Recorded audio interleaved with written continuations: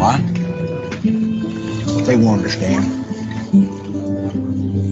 They won't understand why we do it.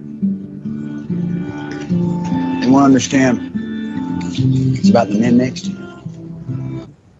And that's it. That's all it is. Revolution Radio, freedomslips.com, #1 listener-supported radio, the printing press for freedom at a time when freedom is needed the most.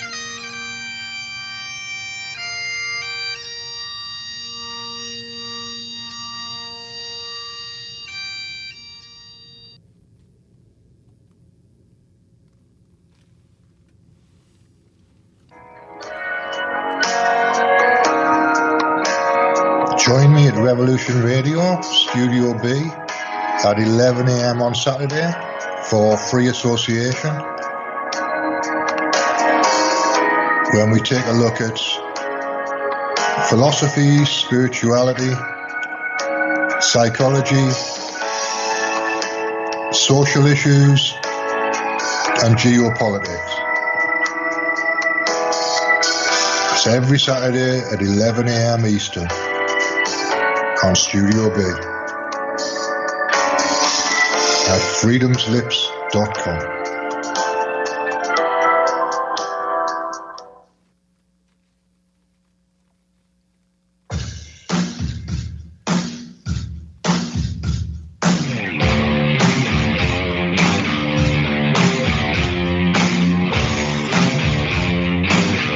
What is going on here? I demand an explanation.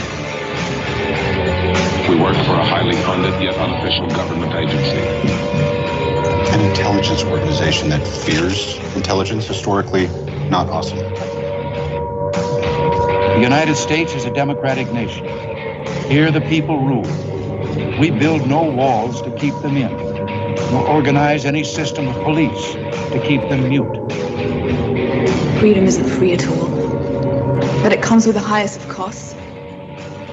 We have you, the listeners, and the hosts at Revolution Radio, for allowing us to bring you a platform of speech.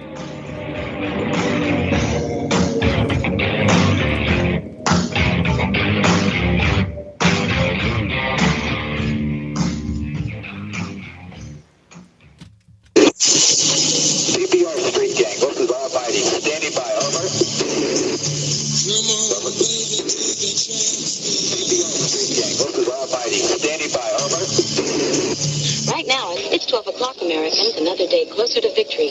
And for all of you out there on or behind the lines, watch for now. Time's up. Wind is blowing cold and dark on the road and no way out. Broken house, a smoking gun.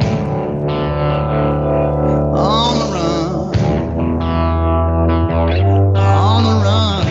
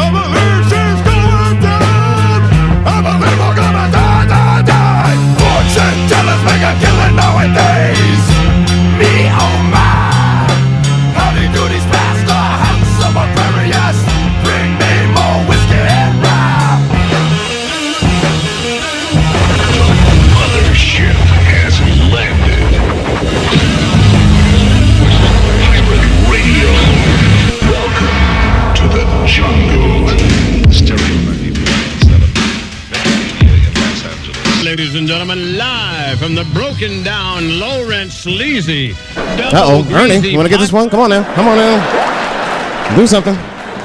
So black people are very afraid of the police. That is a big part of our culture. No matter how rich you are, how old you are. We're just afraid of them. We got every reason to be afraid of them. You know what I mean? Like, you're a white lady. You ever been pulled over before? You know, and then what they say, let me see your driver's license and your registration, right? See, I'm just guessing. That's not what they say to us. Well, you wouldn't believe what they say to us. Spread your cheeks and lift your sack. Like, what the fuck? Excuse me?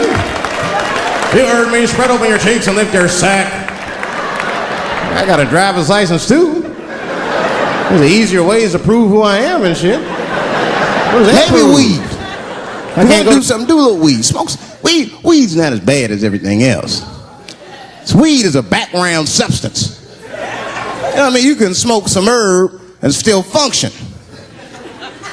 And you ain't crisp, but you'll function.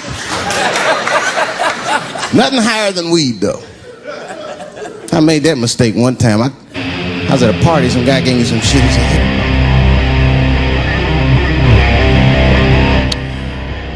It's Friday night. My name's Jimmy. The time has come. You found it. Into the microcosm. It's on the app.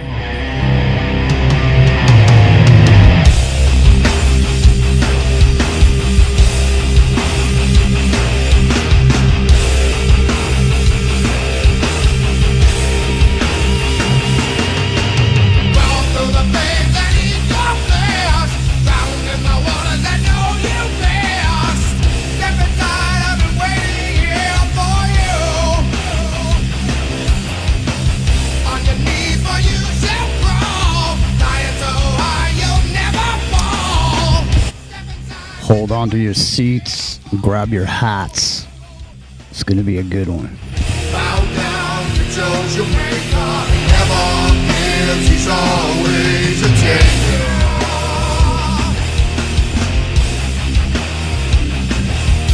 Electric birds that fuel the fire.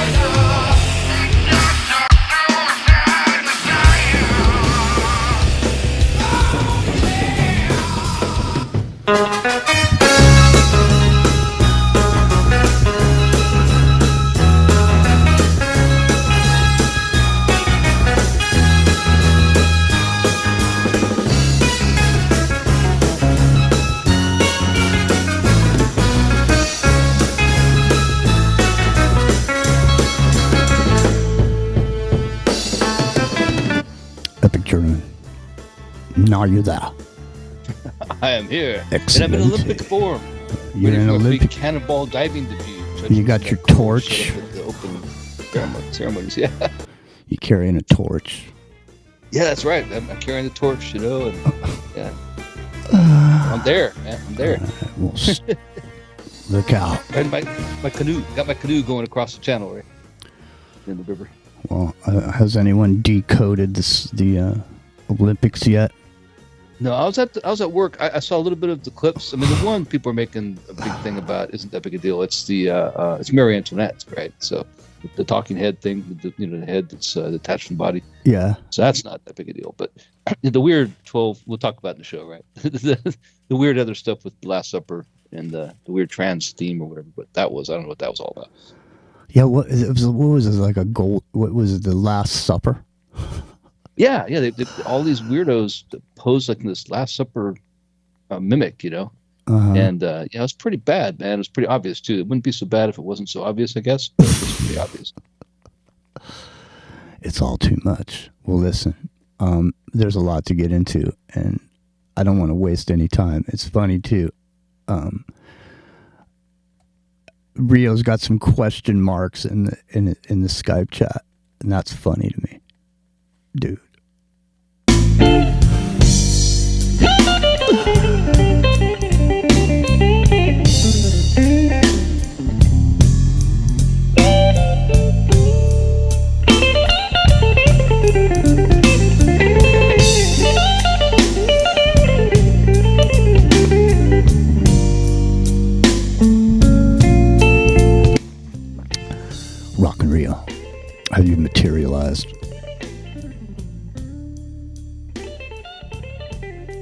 Apparently not.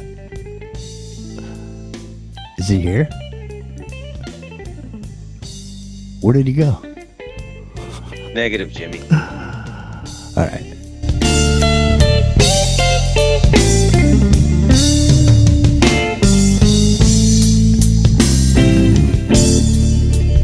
Good love has gone bad, baby.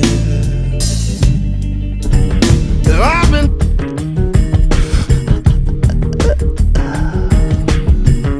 something in me, dark and sticky. All the time it's getting strong. He's here. The way you're dealing He's there. with this feeling He's everywhere. can't go on like this too long. This time you come too far. From the heritage site deep in the Talamanca Mountains, Costa Rica. You've come too far. I told Bruce McDonald. Are you there? I'm here, man. Excellent. Pleasure to be here. Hi, guys. Hi, Epic. Epic's here. You're here. Let me just see what's going on here. Now, it's good to have you. Now, first off, just tell me what's on your radar off the bat today. What's the main thing on your radar today, right now, Bruce McDonald? I put you on the spot. Jumps out, Jimmy. Nothing jumps out. Oh, man. Well, I'll tell you what, man. There's plenty going on. And there's a whole list. But the first thing I want to talk about is I'm throwing my hat into the ring for the 2024 presidential race. I'm in the Cognitive Liberty Party. I'm with you, man. Okay. 300 votes. That's all we need. 300 delegates. Let's do it. All right. Well, In 3 listen. days. Here's what we got. So we can't. I haven't decided who is going to be the vice president yet. Whether it's Epic Journeyman or Rock and Rio, and we're going to put a chat. We're going to put a chat vote together over here in on the YouTube chat, so you can come over and vote, and we'll let you know. But I have decided on my Secretary of State, and I wanted to ask you, Bruce McDonald, would you be the Secretary of State in my administration? Jimmy, you know I'm Canadian, right? That's fine. It doesn't matter. Yeah, I'll be the Secretary of State. All right, good. Somebody's got to rein those hosers in. Exactly. Somebody's got to know how to go over there. Parachute right into Pyongyang, get everything settled over there. Get a stool sample, let the people know he poops, and we'll start from there. That's where you got to. You got to start somewhere. Do, man. You got to start you gotta somewhere. liberate those people who've been holding it in so long. He poops. Hey.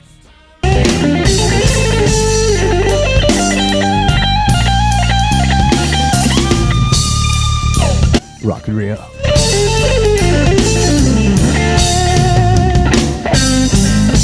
Have you made it through the onslaught? Are you here? Yes, I have.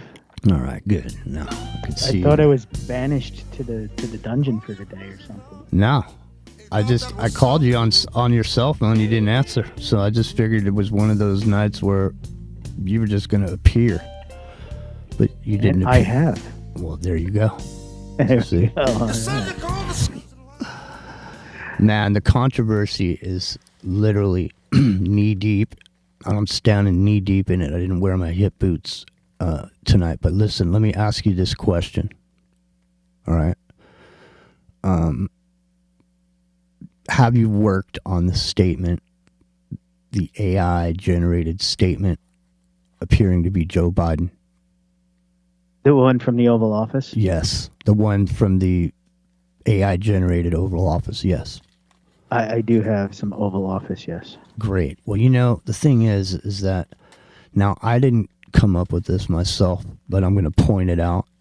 And someone noticed that the watch on the AI Biden in the proposed speech from the White House wasn't at the same time as the speech. That's the level, ladies and gentlemen, that people are like going off when they do, when anything happens, any current event that happens. It's literally, it's like forensics. There's people with autism just going berserk on shit. Everybody's going crazy on stuff, and just no matter what it is, it just keeps. Does it stop? You guys, seriously, No, there's no break. Dude. So somebody could see the clock in the Oval Office or the watch? They could see the watch. See the watch. Yeah. Yeah, like somehow they zoomed in and saw what kind of porn Alex Jones was watching on his cell phone. Somehow. They could see the link. Say what? No, I swear to God. I'm not kidding. That was like last year, right? It was last year, the year before. Yeah. Yeah, someone zoomed in. Somehow they zoomed in on shit. I don't know, man. Believe me. There's a million ways to Sunday, and everyone, it's like a giant game of Clue going on right now. And I find a distinct difference between what happened, say, with the Kennedy thing. Simply because back then you were subject to not being able to get information. In other words, if you needed information, you had to go look at the microfiche down at the library. You know what I mean? Nobody's going to do that. Maybe one guy will do it, and then he'll put out some videotapes or whatever about his discoveries. But that was about it. But people claim and say, I know, you can't win. We were talking about microfiche yesterday, of all things. Ironically, it worked. Yeah. Well, I'm just saying, back then you had to actually go places, do things, talk to people, gather information. But now it's just like a video comes out and there's like 10,000 people scouring it for anomalies. You know what I mean? So, no one's got to, there's not a chance in hell of anybody trying to pull some shit over on people now at this point. And this passing off of this individual over the past period of time. So the first controversy was that it wasn't the right letterhead, the signature wasn't right, so on and so forth. Then there was the vertical line instead of the horizontal line across the signature. Yeah. Yeah, and then there was this phone call that happened with Kamala Harris, and then as soon as the phone call happened, millions of people started analyzing the video, analyzing the audio, Rio. And they determined, for a lot of people had come to the conclusion this was not actually Biden. This was a specific piece of software that's used to generate voice. Rock and Rio. So I don't know if you heard any of this, but anyways, the point is that there had already been rumors on the table. Then at that point, the whole time the guy's been in office, people have been seeing latex coming up on the back of his neck. People have been saying it's a mask, he's a clone, it's a this, it's a that. Mm-hmm. Organic robotoid. Well, I've seen the latex footage. That is kind of interesting, and it's clearly not him. No, I distinctly remember this guy on Fox News, his face being so red because he was pissed off, and he had a toilet paper ring around top of his head. He was bald. He had hair around the side of his head. That was it. He was bald, shiny. He used to always try to fight people, right? That's what I mean. Yeah, like his Irish credentials out there. Oh yeah, I'll take you out back, you whippersnapper. Exactly. Yeah. So this guy, his jawline, everything about him is different. And like I said, he had these big old. Didn't he have a big set of horse teeth on him too? You know what I mean? He had some yellow. Yeah, it's yellow. Yeah. And not super yellow, but they're white now. Now he can afford more stuff now and better dental care, and maybe he's got new teeth, But yeah, they're not the same teeth. They aren't. No. Maybe they're dentures. They could. Yeah, be. it could be. Could be. You never know. But the point is, go ahead, Bruce. It just can't get any weirder. No, that's what I mean. Just look at what we're talking about. No shit. I know, but it's for real. Like, you have to actually consider these things, Well, I'm half waiting to see Joe Biden in the back of a pimped out mid-70s Lincoln Continental with chandeliers driving around with a dude who calls himself the Duke of New York wanting a ransom. Well, apparently on right with the little spinning wheels and everything on his hubcaps and everything. Yeah, totally. Apparently on we got the president, and we want $1 trillion. Continuity of government, Jimmy. Continuity of government. I thought you were dead, man. Yes, exactly. Duke of New York. Hey, listen. So apparently on Fox News today, it was broadcast that Kamala Harris has erased Donald Trump's lead in the polls, and now it's closer and closer to it. A dead even. Yeah, that sounds credible.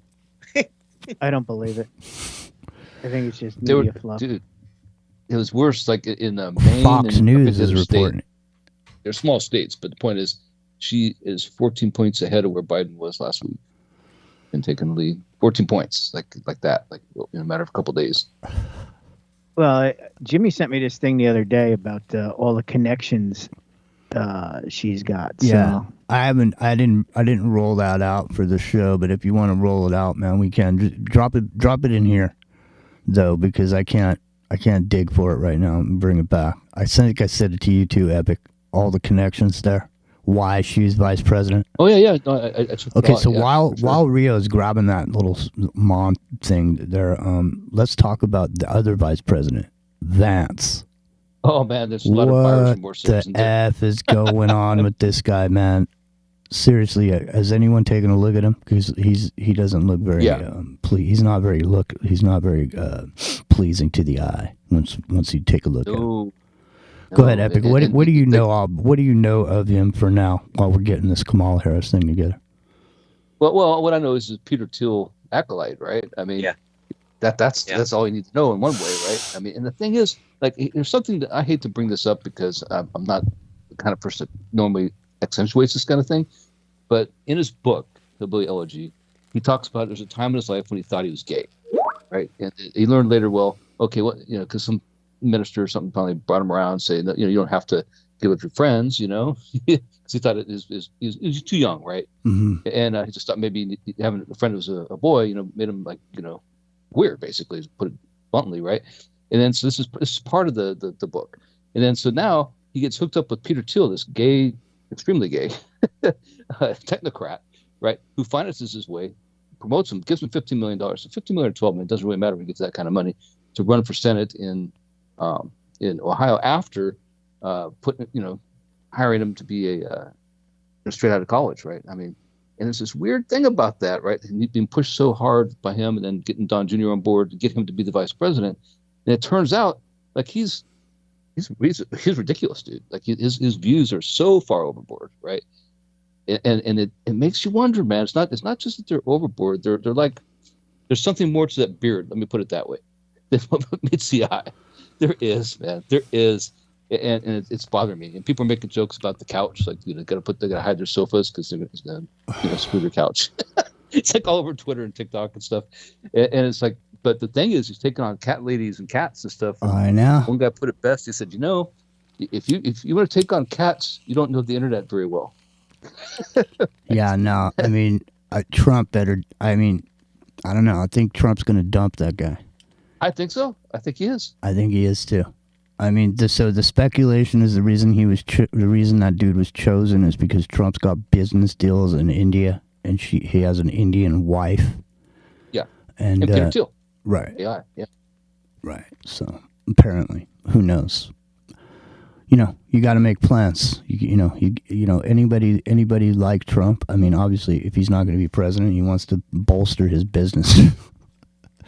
Over in India. So, hey, I chose your husband, all right. Anyways, so now Rio, you got this here.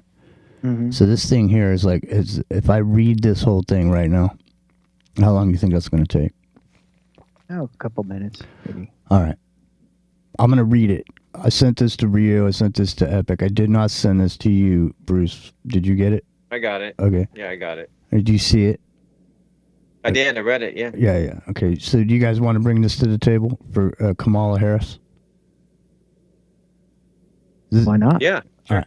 Yeah. All right. So, this was posted. I didn't put this together. Someone did. I don't know who it was. They were anonymous. So, here it goes. And so, yes, the governor of Michigan used to work for George Soros. Yes, California Governor Gavin Newsom is Nancy Pelosi's nephew. Yes, Adam Schiff's sister is married to one of George Soros's sons. Yes, John Kerry's daughter is married to a mullah's son in Iran. Yes, Hillary's daughter Chelsea is married to George Soros's nephew. Yes, ABC News director Ian Cameron is married to Susan Rice, Obama's former national security advisor. Yes, CBS President David Rhodes is the brother of Ben Rhodes, Obama's deputy national security advisor for strategic communications. Yes, ABC News correspondent Claire Shipman is married to Jim Carney, former Obama White House press secretary. Yes, ABC News Univision reporter Matthew Jaffe is married to Katie Hogan, Obama's former deputy press secretary. Yes, ABC News President Ben Sherwood is the brother of Elizabeth Sherwood, Obama's former special advisor. Yes, CNN Vice President Virginia Mosley is married to Tom Nides, a former Hillary Clinton deputy secretary. This is what you call a stacked deck. If you had a hunch the news media was something rigged, you couldn't put your finger on it. This might help you solve the puzzle. Here. Now you know why one is investigated. They have all their hands in the cookie jar. You might remember James Comey, who investigated Clinton email scandal, and the Clinton Foundation made the final decision recommended by the prosecution by the Department of Justice.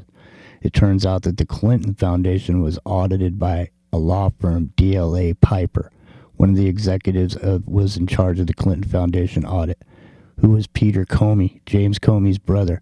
Peter Comey held an executive position with the Washington law firm that did the audit of the Clinton Foundation in 2015. Peter Comey was officially DJA Piper Senior Director, Real Estate Operations for the America in 2015 with the Clinton Foundation scandals broke and Hillary was preparing for the presidential campaign. Not only was the DLA Piper the firm of Comey's brother worked for but in the audit but of the Clinton Foundation, but also included the foundation's donor records. DLA Piper has given between $50,000 and $100,000 to the foundation.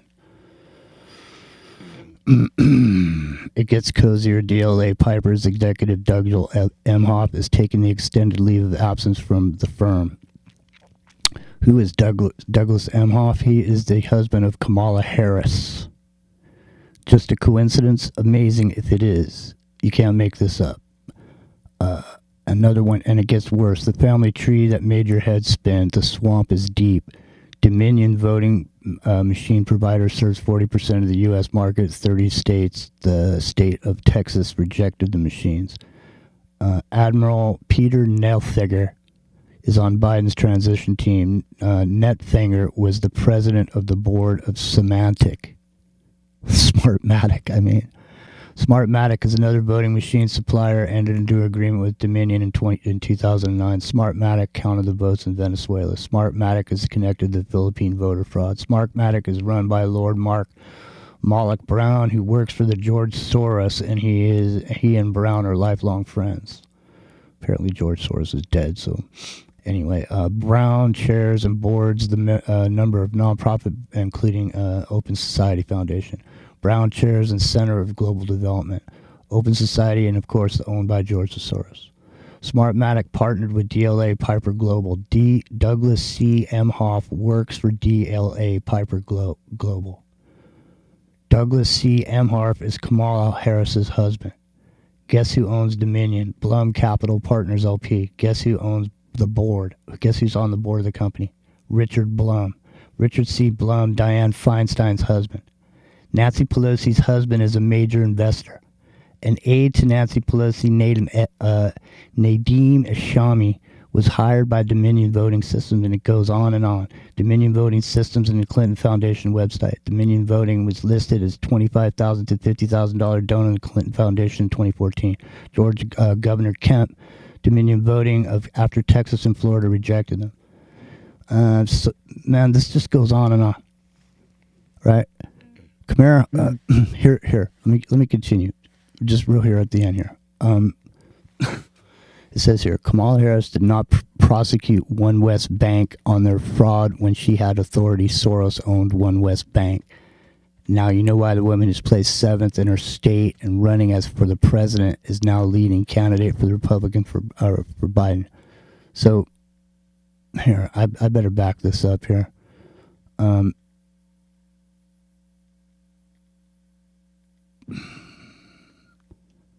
Yeah, so she's got ties to Dominion, to SmartScan. Yeah, to, Smartmatic. Yeah. Smartmatic, rather. Yeah, he's on the board. He's on the board of Smartmatic. And DLA Piper, right? Who's a major law firm that's involved in all the swamp-related stuff. And into the Dominion case that happened a couple of years ago. So that Fox lost. Yeah. I have to say though, it's got to be the most stunning example of diversity, equity, and inclusion in nepotism I've ever seen. Well, kudos. I think George Carlin, right? George Carlin said it best. It's a big club and we ain't in it. Some of them right? are gay. Yeah. I mean, that's what it is. It's just the way they sort of say it. It's so clear now. Even though they don't mouth the words, you can. They're just saying it all the time in their behavior.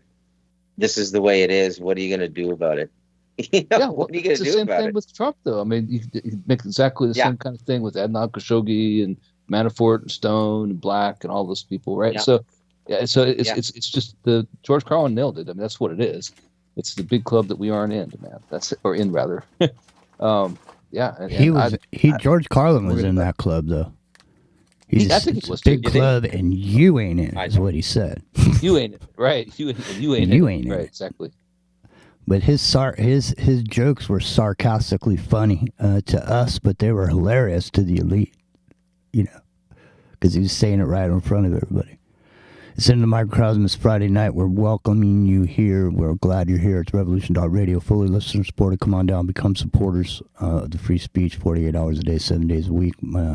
Studio A, Studio B. Shows on just ongoing. Never-ending shows.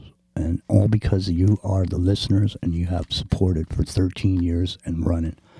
So come on down and become the supporters that you have been. And if you haven't supported, come on down. Be the fresh, feel good about it. It's always nice to, invest in something that's worthwhile. And free speech is something that is worthwhile. So now I mentioned I was throwing my hat into the ring, and we're going to have... Now I haven't asked either...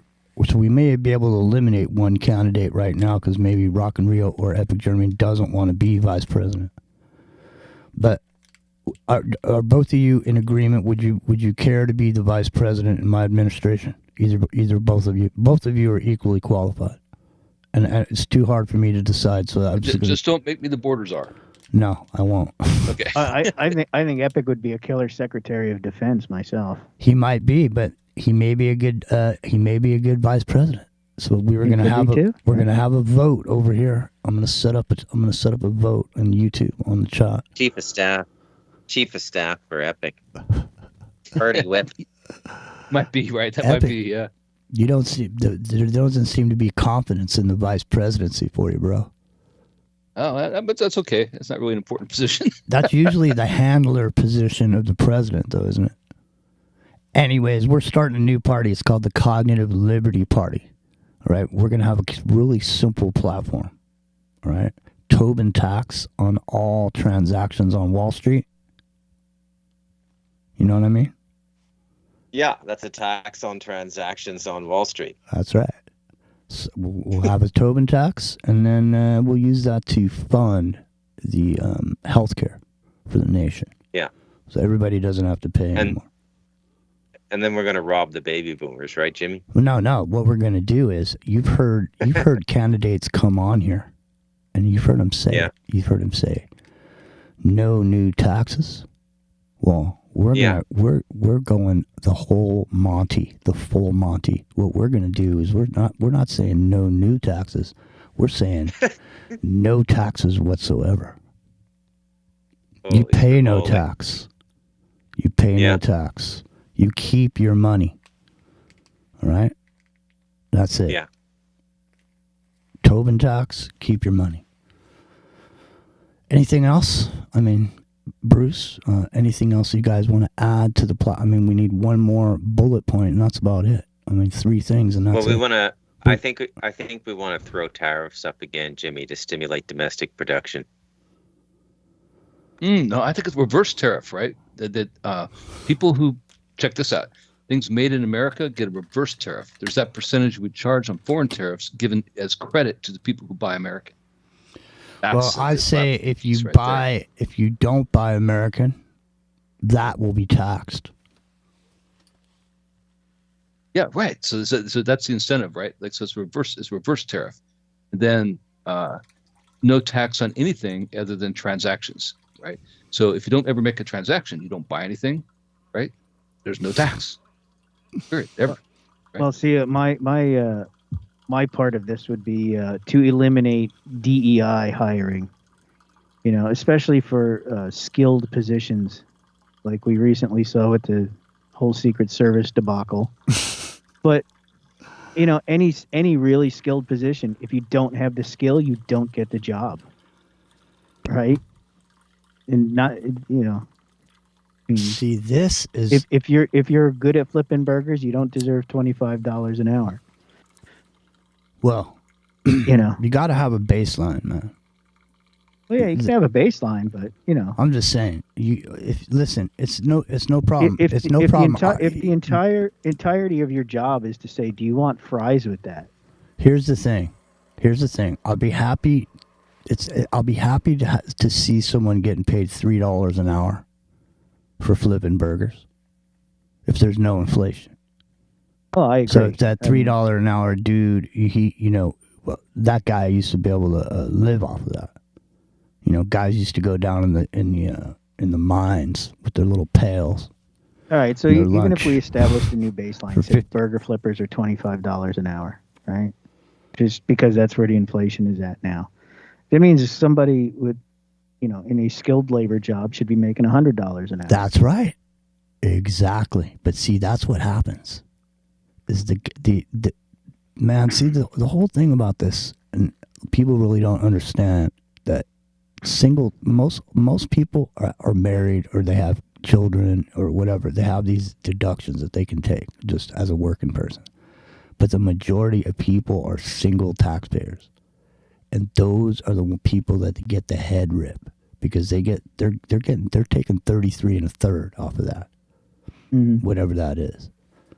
And they're basically funding the burden or whatever. I don't know, man. I don't know. I think, there's so many issues at stake in modern society that the conversation should be had about it. And there is no conversation being had. The only conversation being had is a bunch of, stuff that's going on with this. So, I don't know, Don't man. you think a good thing to do would be instead of having a minimum wage, you set a baseline for standard of living. And the standard of living is you have electricity, you have television, you have entertainment, access to internet, you have food and shelter, right? And whatever that is, whatever that we establish that baseline needs to be, there are a multitude of jobs, right? You can just choose to go do. You only have to work so many hours to get it. Period. Doesn't matter which one it is. You can go mop the floor. You can go pick mangoes. You can go do whatever. You just have to fulfill your hour quota. It doesn't matter what it is, right? You can change jobs as fast as you want to until you find something you like, right? It doesn't matter. Right. But you set the baseline. You just set the baseline, standard of living. That becomes not minimum wage, it's minimum standard of living. That's what will make America great. Vote for us. I'm going to say, I'm going to say, Epic Journeyman, I'm going to make you the czar of public opinion. I want you to find out what the public thinks. Now that I think about it, I think Bruce is right. I think Rock and Rio, I don't know. I think Rock and Rio, you should be the vice president. I don't know, but what do the people think? That's the question. See. I don't know. All right, well, let's find out. I'll set up. It can't be any worse than Vance, right? No. Well, the thing is you got to be ready to take the reins in case something happens. So you're the next in line. That's the thing. In case there's bullets flying, I got to wear a bulletproof vest because I got Jimmy Jean on my chest.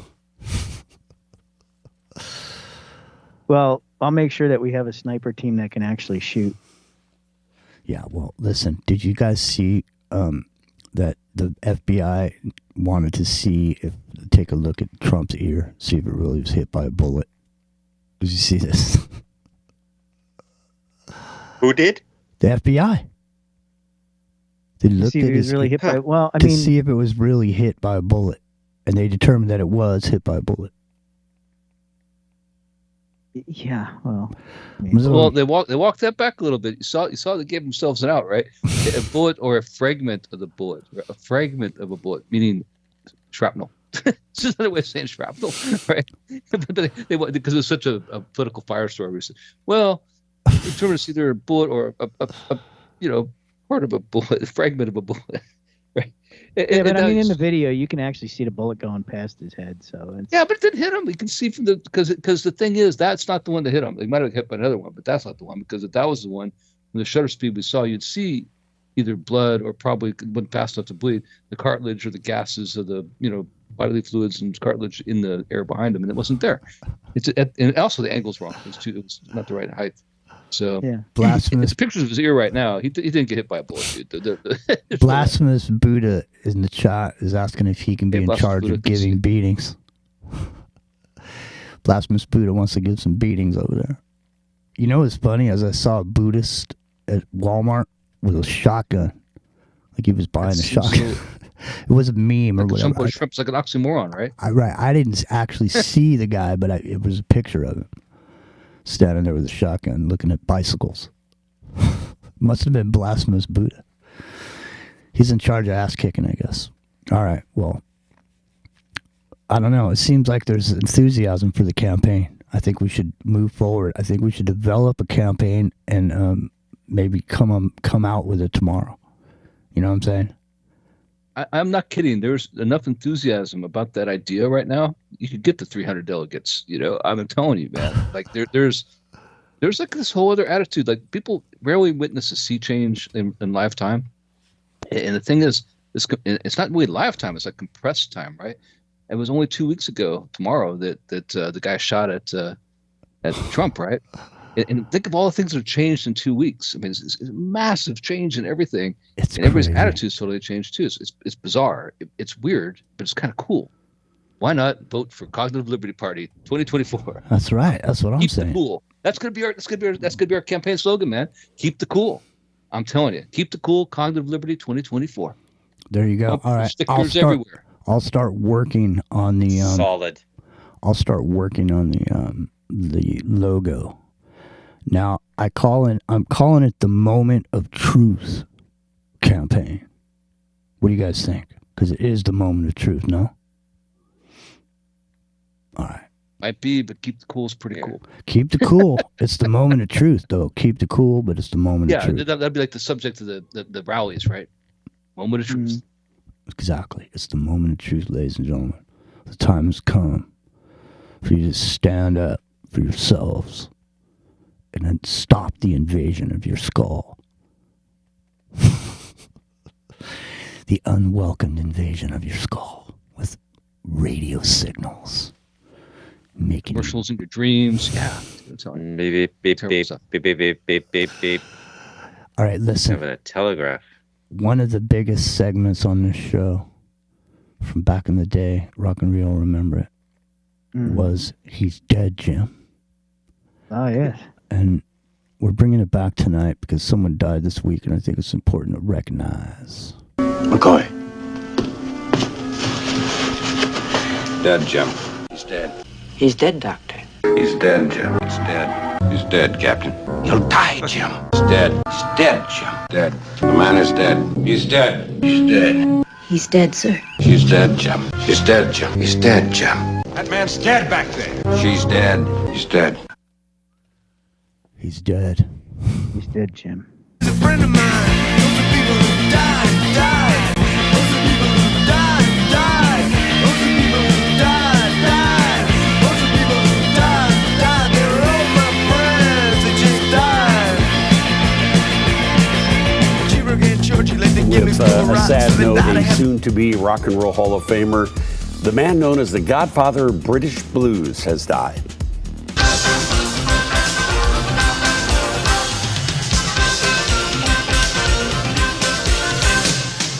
John Mayall, an English musician who took blues and rock to new levels in the 60s and 70s, died at his home in California the last couple of days.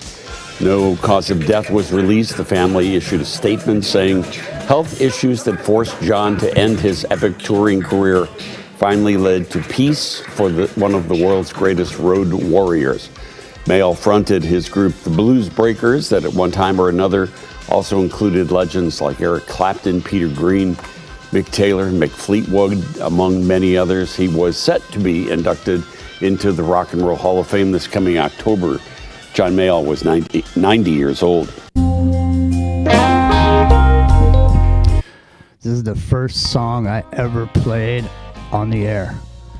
And Kriston T. Harris was at the Bilderberg meeting, and I was on TFR, and I called him, and it was this is before this kind of shit was even being done. I called him on his cell phone, and he was doing like a live remote, and so while I was waiting to get him on the air, I played this song. And here's John Mayall and the Blues Breakers with Gary Moore, So Many Roads.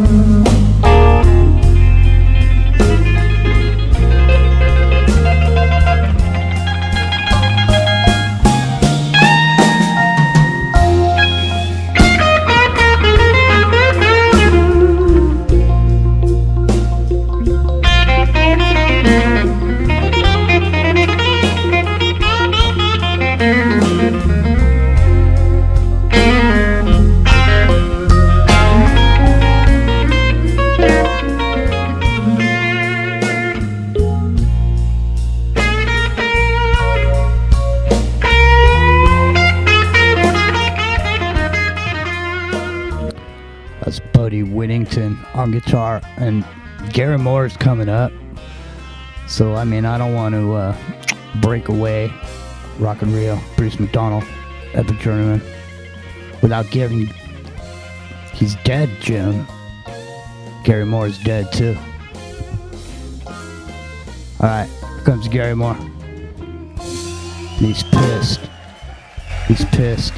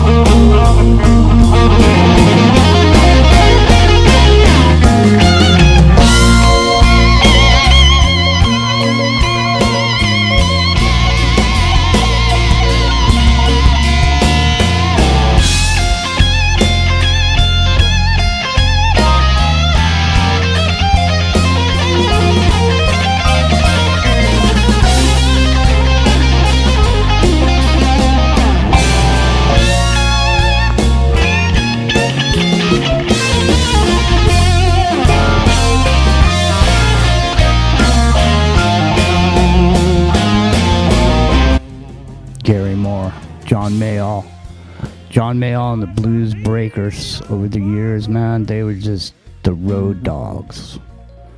But there it is, man, dead. And when they're gone, they're gone. That ain't coming back ever again.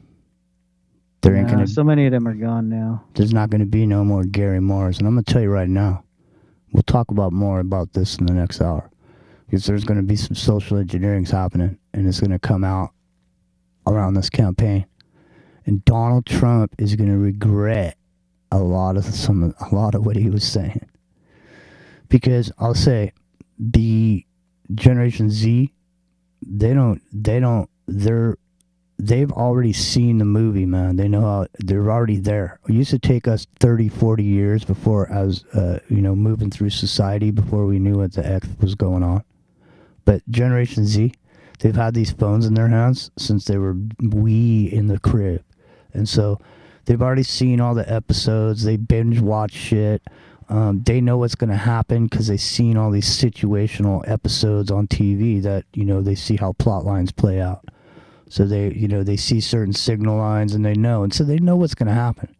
And so, unfortunately for Donald Trump, he went around saying how old Biden was, that he was too old to run for president, and this and that. And you can bet your bottom dollar that they're gonna go after him for being too old. And Kamala Harris is going to go, he's too old. Kamala Harris is going to have the abortion thing going on. And Kamala Harris is going to have a bunch of Generation Zs showing up at the polls. And when they get them motivated, there's a big benefit concert going on with Ariana Grande and Beyonce down in Beyonce and Taylor Swift and Bruce Springsteen. And, there's not going to be any freaking Joe Dirt out there, I mean, what the hell, man? It's going to be huge, man. The total miscalculation on this. I mean, there's nothing to retort with because there's not time. We'll see. I mean, we'll see. I'm going to make my prediction right now. It's terrible. I'm basically save the second hour, but I know what it's going to be. Listen, it's going to be the sex tape. It's going to be it's going to be, dude. Mark my words. It's going to be they're going to go after digital frickin' sex tape. It's Right. going to come out about Kamala Harris. That's how they're going to try to take her down. It's going to be the whole deep fake thing. That's what they're going to use. It's going to be the whole. Well, they probably don't have to deep fake that. They might not. The Yeah. word has That's it. it. That's She's, what it's going to be. Spread her legs plenty of times. It's going to be the whore of Babylon idea that people are going to put forward against her. Go ahead. If that ticket comes about, and it very much looks like it's going to come about, I don't think Kamala is a Trojan horse. So if that ticket were to come about, let me ask you fine gentlemen who are all American, who all vote, whose hands would America be better in? Team Trump or Team Kamala?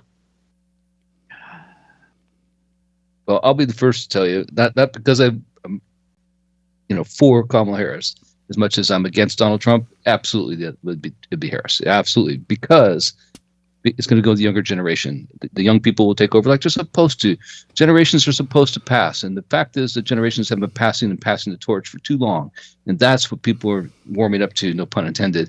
And that's why people are so enthused in Generation Z, is they want to finally have a voice. It's like Planet of the Apes. Remember when it tells Cornelius, don't ever trust it, not Cornelius, it's Cornelius' nephew, right? Don't ever trust anybody over 30, right? Before he goes out and sees the torch, no pun intended, buried in the sand at the end, damn you did it, Looks at like, the end of Planet of the Apes. That's exactly where we're at. Looks We're like at that moment in history where the torch is being passed, where the old fogies who held on too long are finally letting it go. Exactly, because Generation Zs, they hate boomers. And they're sure going to do. say that Trump is the last dying gasp of the boomers. And once he's gone, the Kamala Harris will just come on in there. She knows what you want, doesn't she? Yeah, but you said, who do you think, whose hands would the country be better in? That's what Bruce was saying, yeah. Well, that's us, of course, but yeah. I would have to go with probably Trump, because at least he portrays power to other nations to some extent. I think we're doomed either way, to be honest. But I think there's less doom with Trump than there is with Harris. Look at, man, Netanyahu came over here and banged his hand on the podium and screamed and yelled over there. And then he said that he inferred that there was a Iranian plot to go after Trump. Okay, so Trump's not out of the woods by any stretch of the imagination. No, that's a real plot. That absolutely is. No, they legitimately want to take him out. Yeah, that's real. All right, listen, we're at the we're coming up to the top of the hour. So it's into the microcosm. Listen, revolution.radio, freedomslips.com, or freedomslips.org. Billy Ray Valentine's over there in the chat, and I see S90 in there. They may want to come and join us for the second hour. Let us know there if you do, and we will get you in here. It's into the microcosm. We'll be right back. Escape from the prison planet! Get up! Escape from the prison planet! And to the tune of $1 billion, I supply to the DOD some tasty little nuggets of alien technology. And as one might expect, I've been harassed for years. The men in black have been bending my ear. As a matter of fact, they were just here today, but I escaped them through a secret passageway. Once I lived there for 1,000 days. Eject! Escape from the prison planet! Get up! Eject! Escape from the prison planet! I have plans for the music.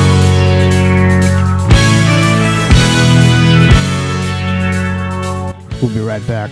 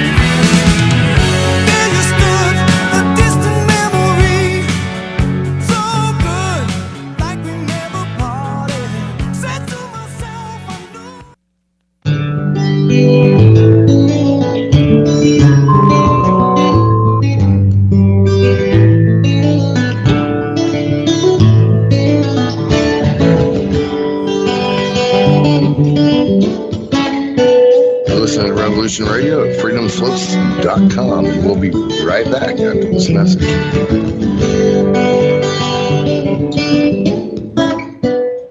Hey everyone, it's Barbara Jean Lindsay, the Cosmic Oracle. If you have questions about your past lives or future plans, need answers from the cosmos about your love life or career, or just want to keep your finger on the pulse of the planet, check out my show, The Cosmic Oracle, here on Revolution Radio at freedomslips.com.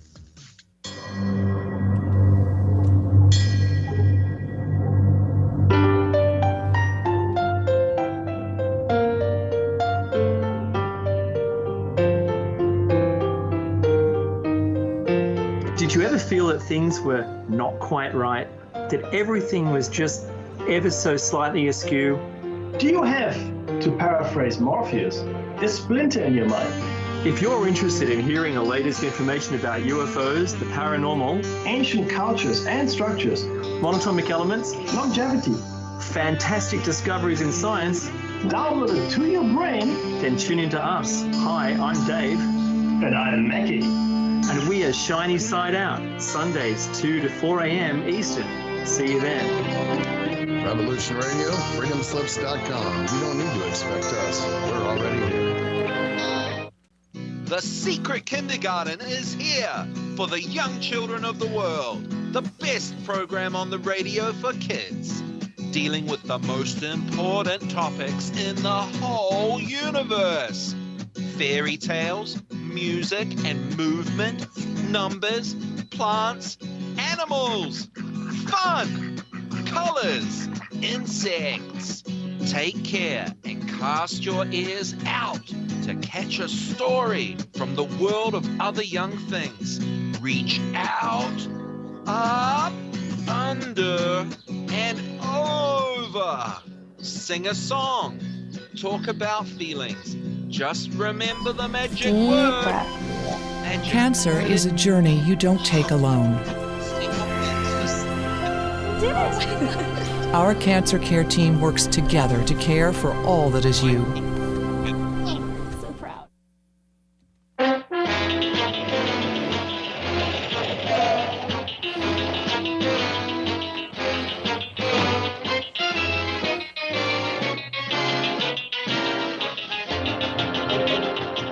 Check in every Thursday night for the Crypt Rick and Jonathan Show. Studio A, 6 to 8 p.m. Eastern Standard Time, right here at the #1 listener-supported radio station, Revolution Radio.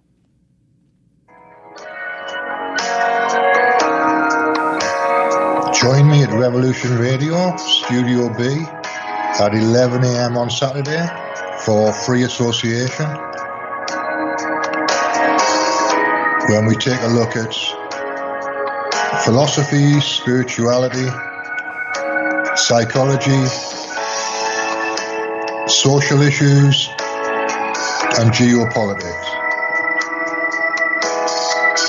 It's every Saturday at 11 a.m. Eastern on Studio B at freedomslips.com.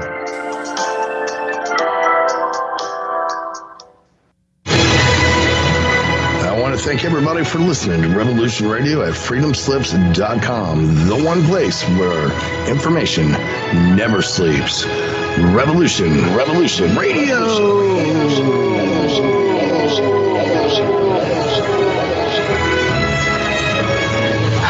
All right, let's show them what we got.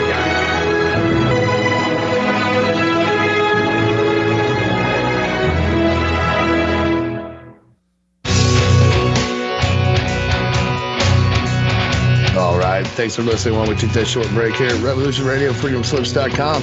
And now we're going to get back to your host.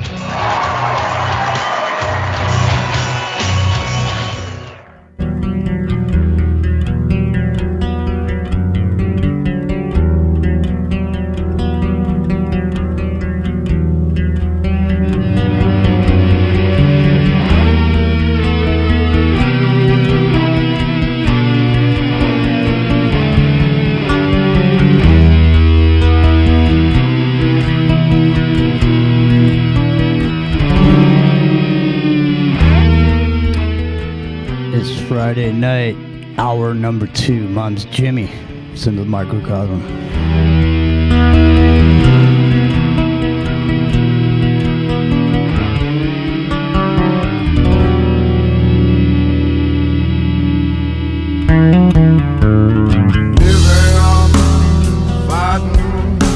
Obsessing,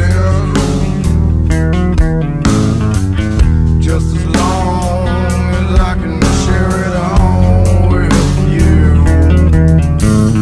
Yesterday, today, tomorrow, come rain, come shine. Going back to the beginning, in between till the end of time. All that shine.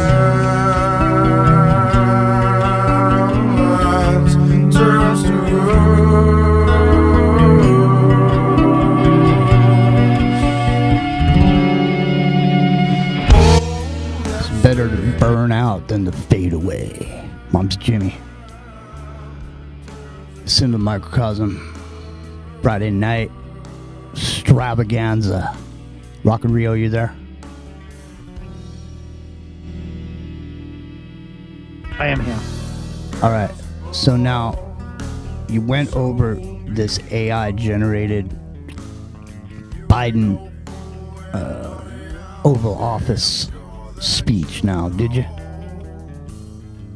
Yeah, some of it. I got a little bit of it done, but there's plenty more to be had. Well, let me ask you this question. Did you hear anything there? Is there anything there? Is there a reason? Hey, Colin, what's going on? Is there a reason we should delve into it immediately? Because we've been joined by Billy Ray Valentine. Billy, welcome on to Into the Microcosm, and also is S90 here? S90 here too? Yeah, S90's here too. All right, good. Yeah, I mean, there's nothing deep that I've got so far. I mean, it's the same old stuff, you know, about the crime. You'll accept the fallen one. You'll serve him. You know, that kind of stuff. Yeah, Doc McCarran will definitely be the Minister of Health and Welfare. There you go. Yeah. Oh, I said his name. The Surgeon General. Make him the Surgeon General. Exactly. There you go, Surgeon General. There I said his name on the air. All right, there goes That's Zach. not a problem. Why is that a problem? Well, You gotta say Dr. Shush. YouTube. Oh, okay. Yeah, YouTube doesn't like his name. That's terrible. You know. I mean, some of the best conversations we've had on the air with Dr. Shush there. Yeah, it's too bad. I know. Yeah, and all those conversations. and particularly with doing with a certain guy with his Watch the Water video, he swatted his house for to try to promote that guy. You know, we all know who he is. Who's listened to that show before. All right. I don't want to get in trouble for mentioning that guy, but you know. Listen. Yeah. Before we went to the break, we started to talk about the campaigns that are going to come out, and I was putting forward Generation Z. They've had it with boomers; they hate them, and Donald Trump is the last dying gasp of the boomers, and they're all going for Kamala Harris. There's a giant concert going on in Hollywood. Where are they having that concert, Epic German? Is it at the Hollywood Bowl? Oh, I probably, I don't know yet. I was thinking about what they're going to do. It's going to be huge, man. They're going to have like democracy aid, like Live Aid or, Farm Aid. Or they're going to be registering people to vote. It's going to be this huge thing, man. They're going to be registering people to vote big time. At stadiums, dude, with Taylor Swift and totally. Now, see, the smart thing to do would be to have these, not to have them all in the same place. In other words, put the stars all around so that you could gather people in a giant space and register those fuckers to vote. You definitely want to get those people voting. Right. It's like the MTV campaign. Remember when Clinton played the sax or whatever? With his right, exactly. With his sunglasses on. No, she's become like this TikTok star with the coconut slip she had a couple years ago, right? And then the dance thing she did with the kids from Africa or whatever. And dude, I mean, you aren't fighting this, man. I mean, you can try. Billy Ray Valentine, are you there? Yes, sir. What's going on with Kamala Harris now? Now, do you find that the polls are moving in a direction that's favorable to Kamala Harris? First of all, I just want to say that I am the Cosmic Oracle, and I will be taking questions for the entire time that I am here. Watashi wasa. I just asked you a question. Yes, sir. I just asked you a question. I know. I just wanted to tell the rest of the people. I see. Yes, right. Well, oh, yeah, man. You're looking at the new president of the United States. Remember, I thought Joe Biden was going to win. Freaking Kamala Harris is I think she's going to win the presidency, barring some other catastrophe. Now, do you think Obama to try to get Trump? Do you think Obama will put on a latex mask and go around pretending to be Kamala? Because I'll tell you right now, all they really have to do at this point, it can just simply be social engineering from now until the election. And they selectively let her speak in public, but that's completely and totally managed, with the fucking earpiece.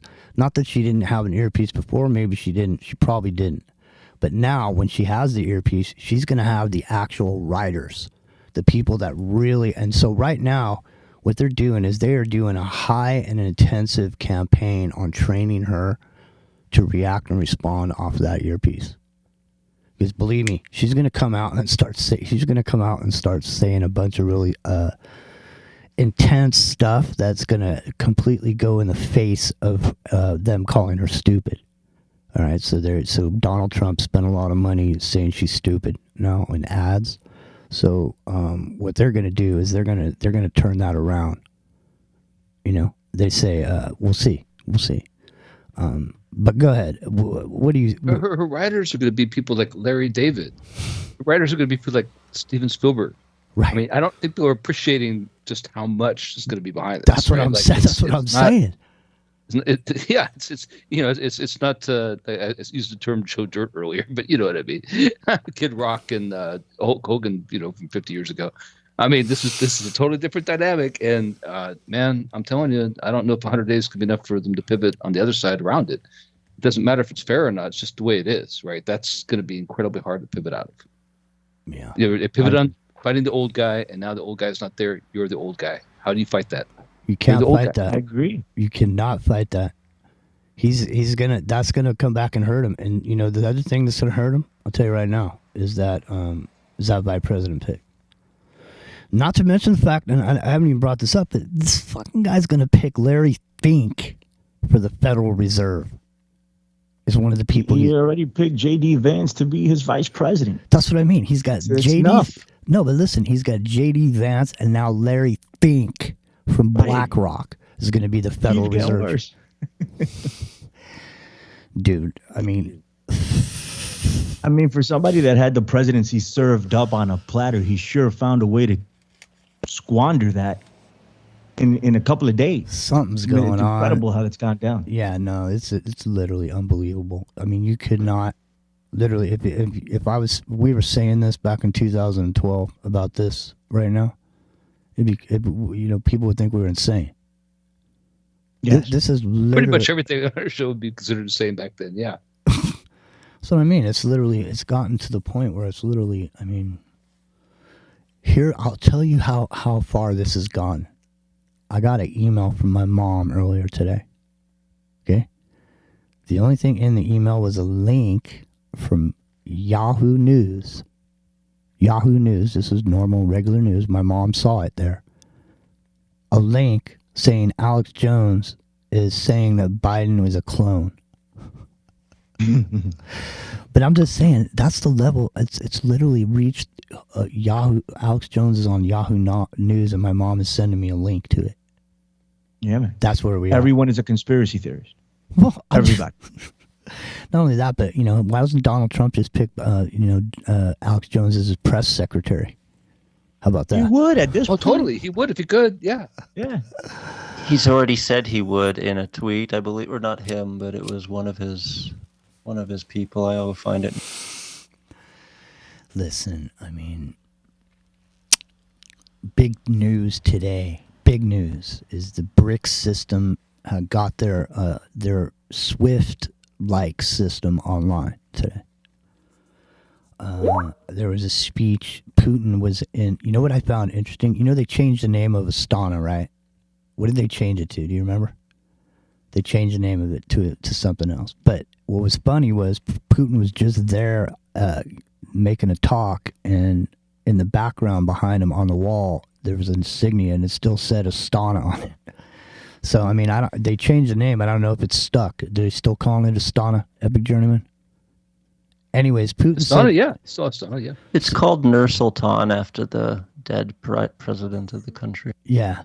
Well... They officially changed the name, or I thought it was still Astana. I thought it was Nur Sultan for the last 5 years. Listen, that... It could be. We're talking that's... we'll get into it after the show. Astana is the capital of the New World Order.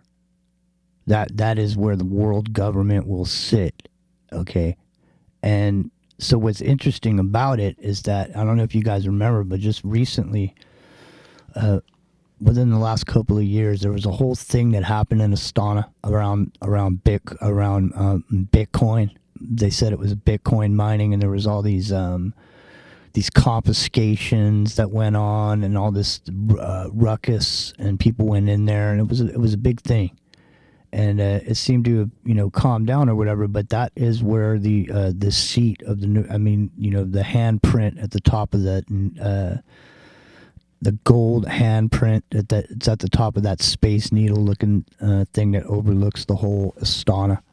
Well, yeah, it's got a spaceport. It's got the concordium of, interstellar concordium of meeting of the minds, for delegates from not just this world but many others inside it. And it's got the Eye of Horus and all that stuff right there in the architecture. Yeah, dude. I mean, it's an esoteric city designed from the ground up to be esoteric.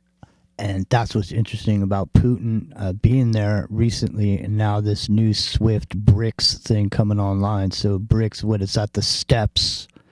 This place here is definitely, if you look at it from the sky, I think, isn't there even a pentagram that's born into the dirt right near there? I don't know, if you go on Google Earth and look at Astana, I think you can see there's a giant pentagram, Bruce. But irrespective of that, Bruce, this new system coming online for the BRICS, I mean, isn't that one step closer to World War III?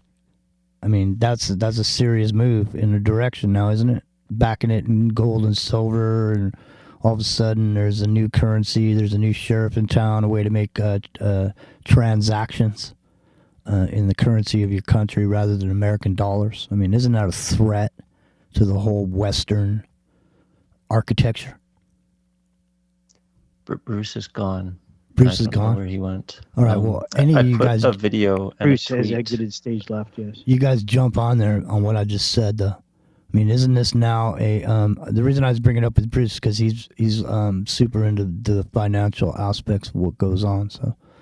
but the point is that this is a system of a way to move money, and everybody in the world uses the SWIFT system, and now there's an alternative, and it is the BRICS system. What do you even know what it's called, Epic Journeyman? I don't know what it's called either. But anyway, I think they're going to go Bitcoin. Yeah, well, I think that's likely. And the thing about this is, like, there is no BRICS currency, right? And BRICS, and the only currency that competes with what used to be the gold standard that became the petrodollar is going to be energy-based currency based on technocracy, which is Bitcoin, or something very similar.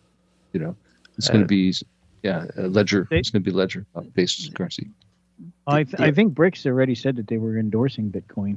Well, they've also talked a lot about a basket of commodities, right? So everything from water to gold, fertile ground, all of these things kind of combine together as the wealth of a nation, and they contribute to this. And I don't think necessarily that it's going to be Bitcoin. And I think that when the CBDC in America comes out, it's also going to be backed by this basket of currencies. This has been hinted at. I totally agree with that. And that's from everything from Q to literally mainstream.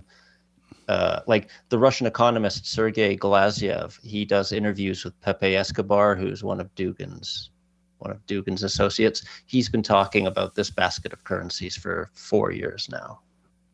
So yeah, they've been talking about Max coming Kaiser. next year to a nation near you. Max Kaiser's been talking about a basket of currencies for like 15 years.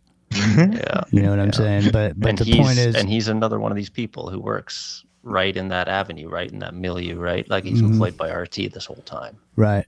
So so this thing that I was talking about in Astana happened in 2022. So it was let me see here. It's on 2nd January 2022, after a sudden sharp increase in liquefied petroleum prices, following lifting the government-enforced price cap, protests began peacefully in the oil-producing, blah, blah, blah, blah, blah, crackdowns. 227 people were killed. Over 9,900 were arrested. And there was a whole bunch of shit going on around.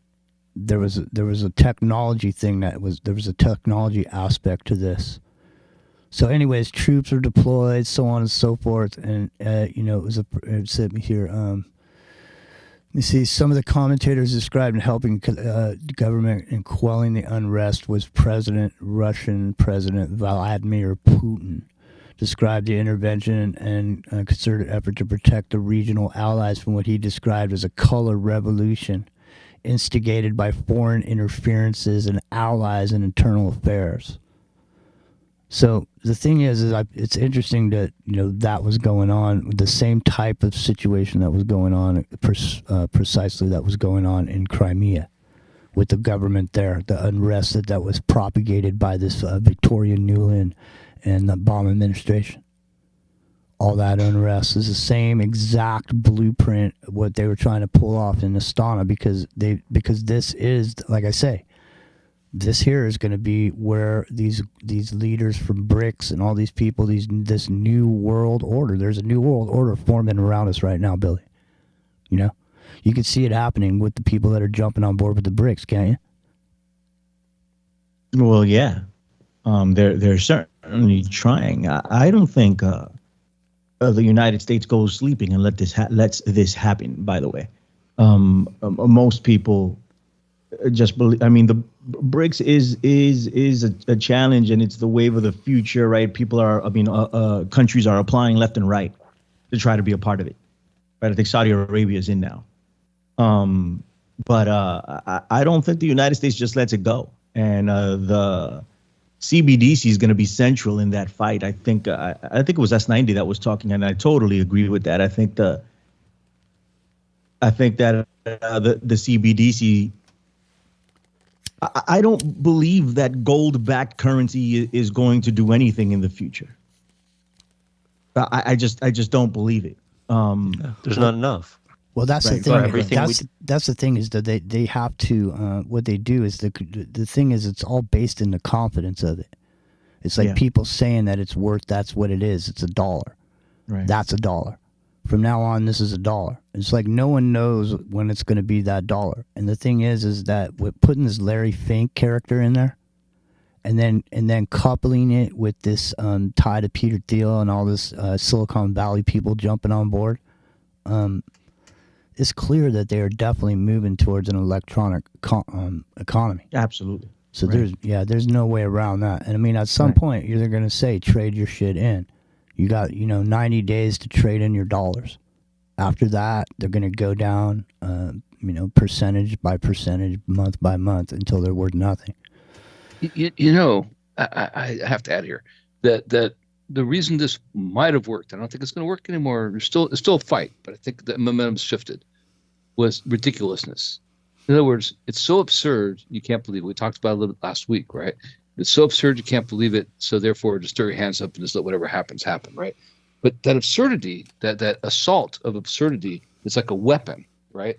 It's starting to dry up a little bit, and now all of a sudden you look at it, it's like, well, no, hell no, they're not gonna let that happen. That's just bullshit. Well, the thing is, Epic Journeyman. If you don't believe it, it doesn't work. Generation right? All of a Z. sudden you don't believe in it anymore. It's like, well, wait a minute, why are we gonna let these guys make this fake currency or whatever? Why are we gonna believe in the line which was formerly Neom in Saudi Arabia?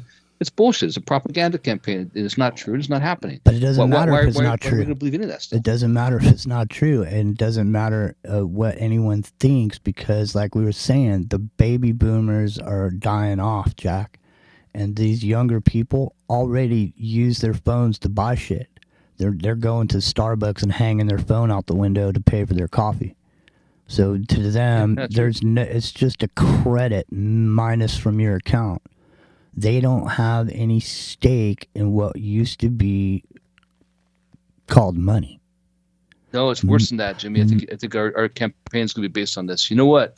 It's not that you don't have a stake. It's you don't have any equity, because you don't understand the meaning of equity, because the blood, sweat, and tears you have that you put into the work and labor of your life is not reflected into the capital that you have to spend. No. And therefore, vote for the Cognitive Liberty Party. Well, Keep the cool. Listen, 2024. Right, because the shit's already been built. It's like people are living in a house that somebody else built. People are living in buildings that somebody else built. It happened a long time ago. It's been built. Nobody has a real investment. That's why people are just so willing to just throw it away and let it go.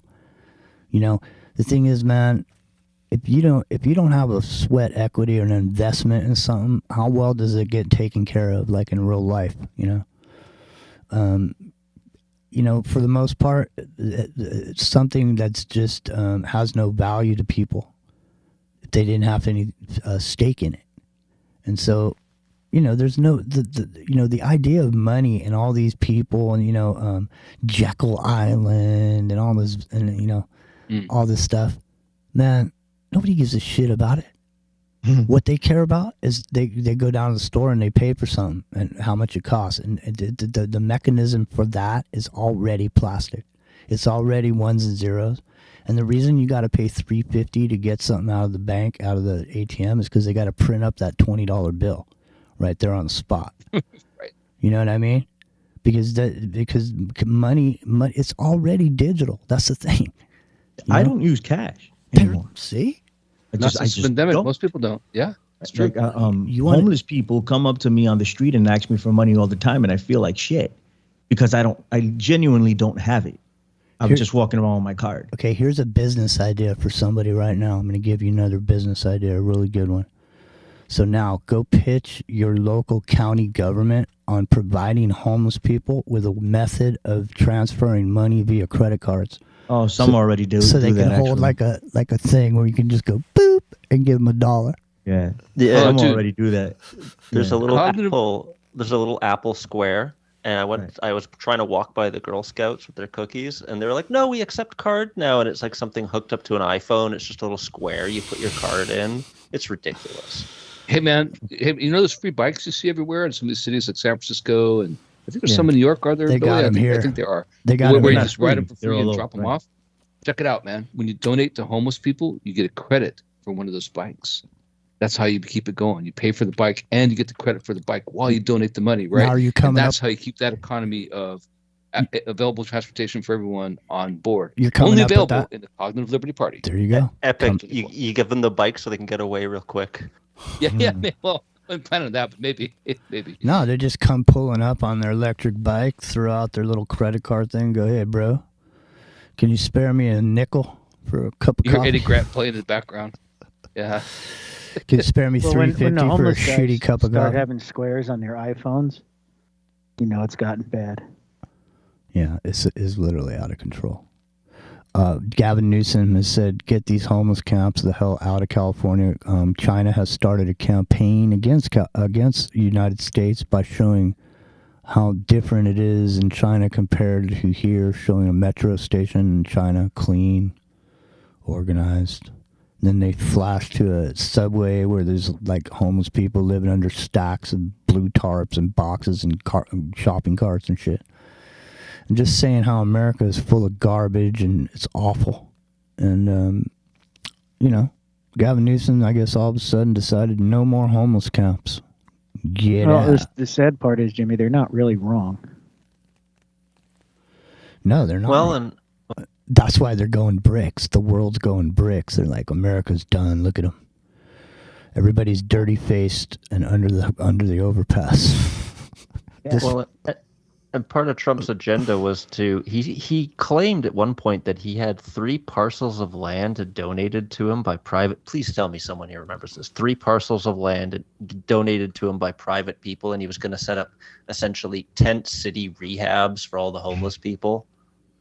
And then I guess, if you want to go super conspiratorial, collude with the banks to squeeze people out of their homes and then put them into the rehab centers.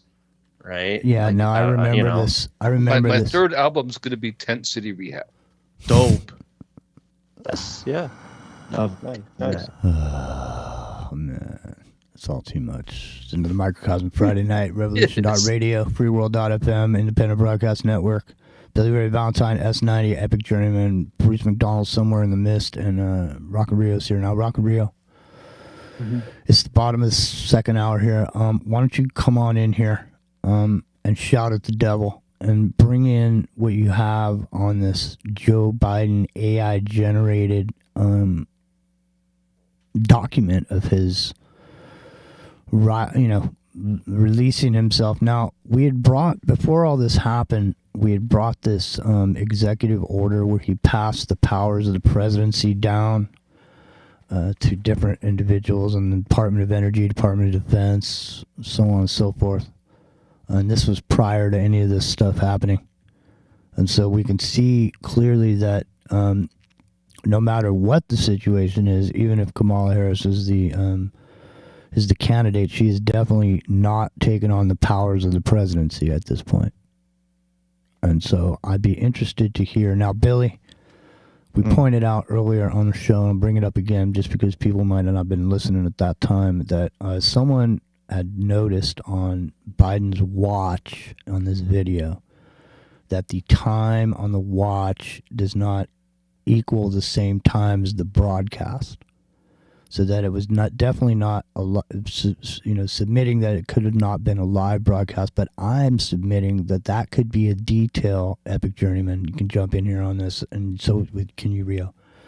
That might be a small detail in an AI generated video. That might just be a mistake on the video and not necessarily meaning that it was taped or pre-recorded, that the whole thing was completely AI generated. Go ahead, Epic Journeyman. Is that one of the details that might miss? Epic Journeyman's somewhere there in the mist. What about you, Rio? I was reaching for a mouse in the dark, man. It sounds reaching for your mouse in the dark. That sounds nasty. I was reaching for a mouse in the dark. Sounds nasty. All right, go ahead. Sounds kind of freaky. No, cut that out. Cut that out.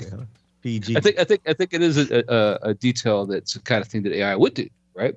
It is a kind of detail because it's just modeling the base of the watch. So I actually hate to admit, I actually went through and watched that, like frame for frame, the actual video. Mm-hmm. You can't tell, and there's times when, again, no pun intended, times, right? Times when the actual dial, the markers don't seem to line up right. Like they're not where they're supposed to be. There's times when it does look like it's 810. There are. There's other times it looks like it says 610, right? Or 608. It's not even 10. It's like 08. So it's like a 2-minute delay, right? So there is a delay no matter what, because it was at 10 is actual lifetime. And then you're like, well, wait a minute. What am I watching here, right? Well, again, no pun intended, watching here. Freaking myself out saying that kind of stuff. Right. It's totally on the fly. But anyway, yeah, I think that is the kind of thing that AI could do and mess up in such a way that it wouldn't be deliberate, because graphically it's good. The position of the hands are correct, but they're not moving in conjunction with the position of the dial as the dial moves. That's the kind of weird stuff that goes on in these AI created videos, though, isn't it? Right, like the fingers. The fingers are the big thing, always. Right. Fingers. That's what I mean. That's what I mean. I submit that. Listen, how much realistically, Rock and Rio, Billy Ray Valentine, S90, Epic Journeyman, everybody listening. Realistically, all this stuff that we see, these events, these people, all of it, unless you're actually there, how do you know that is not just some generated thing, like an episode 24 or whatever? There's no way you don't anymore. There just isn't. There isn't. Indistinguishable. I mean, dude, when this happened, Billy Ray Valentine, and everybody listening, because you might not have been here. When this happened, Epic Journeyman was ready to quit, weren't you? Because at the point that it got to where it was, there was no way to distinguish. All social media, yeah. Right. Reddit, X. At the time, I did quit Twitter, actually. Because there's no way to distinguish what's real and what isn't real anymore. And you can't prove it. You cannot prove it. Like, well, sometimes you can. Like we get the multiple fingers or something. Yeah, there's a tell that way. But it's only going to get better. Like you got to consider the things you see now generated by AI are as low as they're ever going to be. It's only going to get better from there. So the best things you see from AI that sometimes can point out a mistake, it's never going to be worse than that ever again. I know. And here's the other thing too. Here's the other thing is that we're not seeing what's really possible right now either. So in other words, we're being shown the beginnings of it, and we're seeing it, but we still can't believe in it. It's like VR. When you go in VR, it's really real in some ways, but then in other ways it's not. It's that little bit of that it's not. That little bit of imperfection. The uncanny valley, right? That keeps you from being just like at one time enamored, like it's too real. Other times like, well, there's something wrong, right? Exactly. But it's only going to get better. Right, but it's probably, I'm submitting it's already better, and we're only seeing the beginning parts of it so that we can doubt it, so that we can still not think that everything we see is some generation from this thing, this existence in this etheric world that we're living in. You know, maybe. Go ahead. That reminds me of an episode of The X-Files that I'm pretty sure Epic will remember clearly. It's called, I think it's The Lost Art of Forehead Sweat or something. It's from the new season. Inspired by me, actually. I mean that in the most genuine. Yeah. Oh. And you remember what the guy tells Mulder? He says, we live in, like the post-conspiracy age or whatever, and it's like people believe whatever they want to believe, and that's what everyone does now, right? The truth is relative. It's modern, postmodernist. Personal. It's postmodernist It's a deconstruction. parody of Looking for the Sinbad Genie movie. Yeah, that's exactly what that episode was. That's when the Mandela Effect went mainstream, was because of that and the parody that I worked on with Sinbad. Not Sinbad personally, but his college humor writer. All right. Yeah. Rock and Rio. Mm-hmm.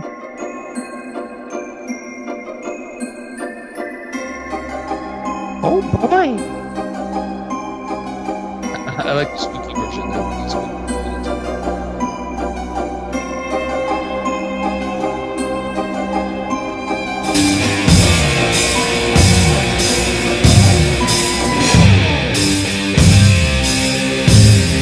It's time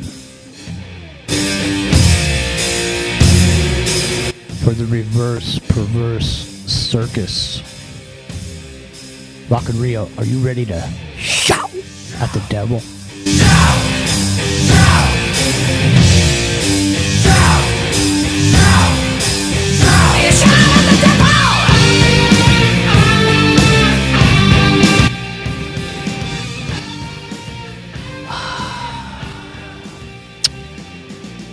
Rock and Rio, are you there? I am here. Excellent. All right, well, you apparently...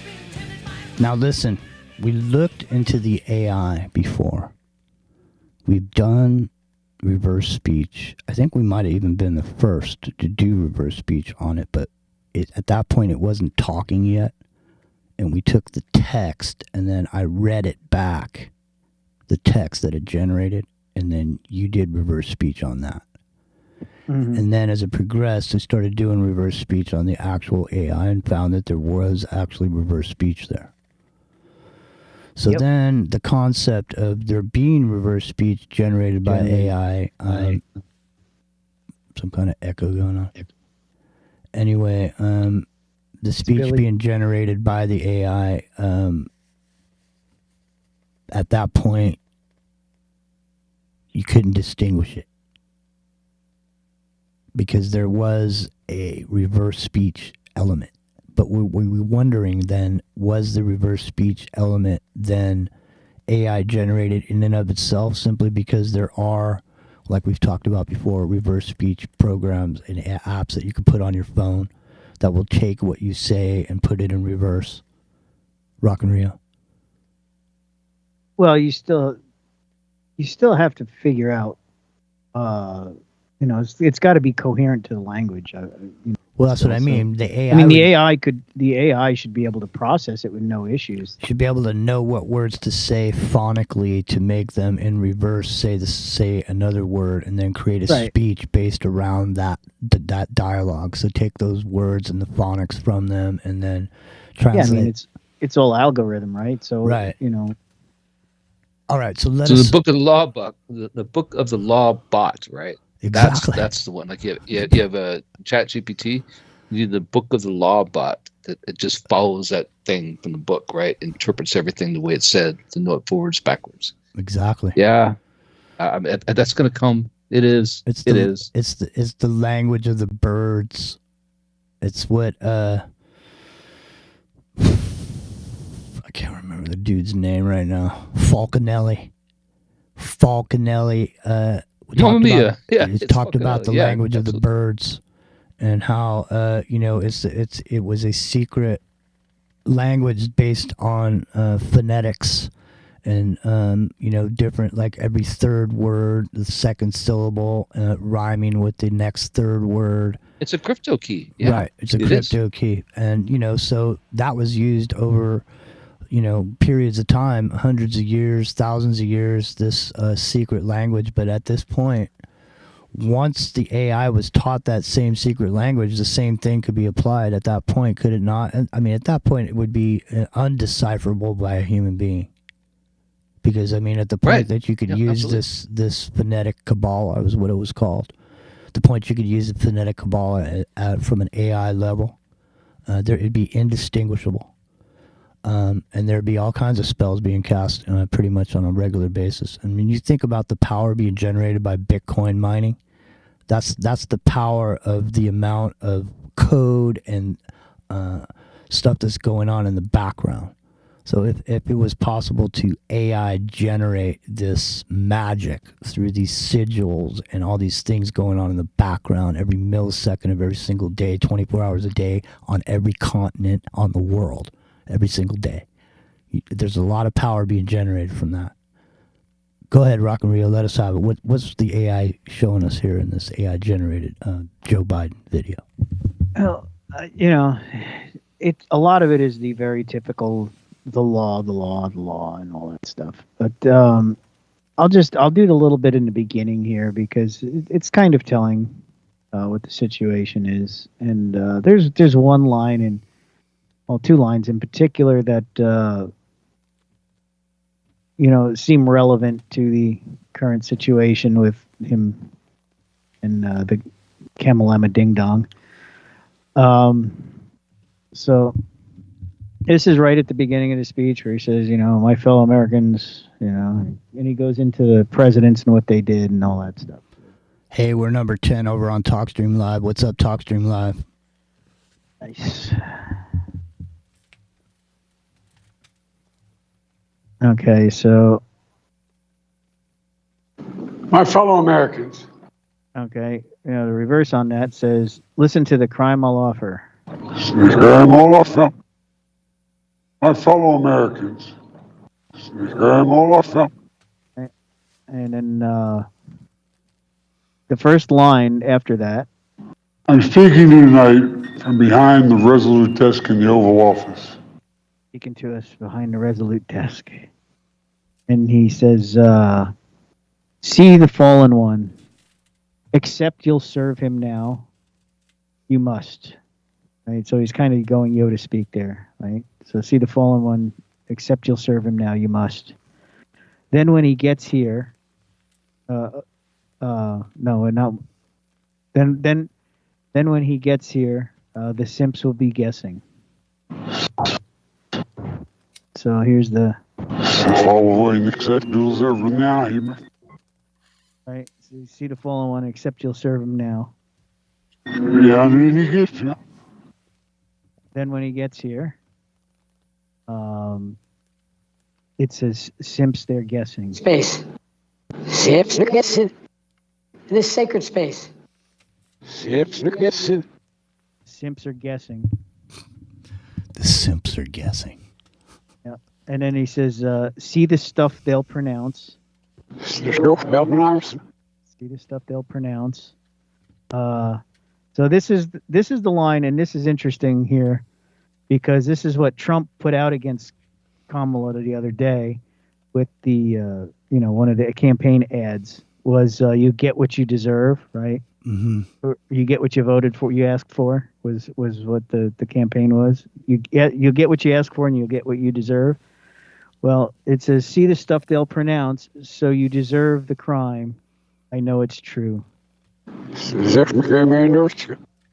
Extraordinary American presidents. And then he says, the shades of darkness, they all run me through.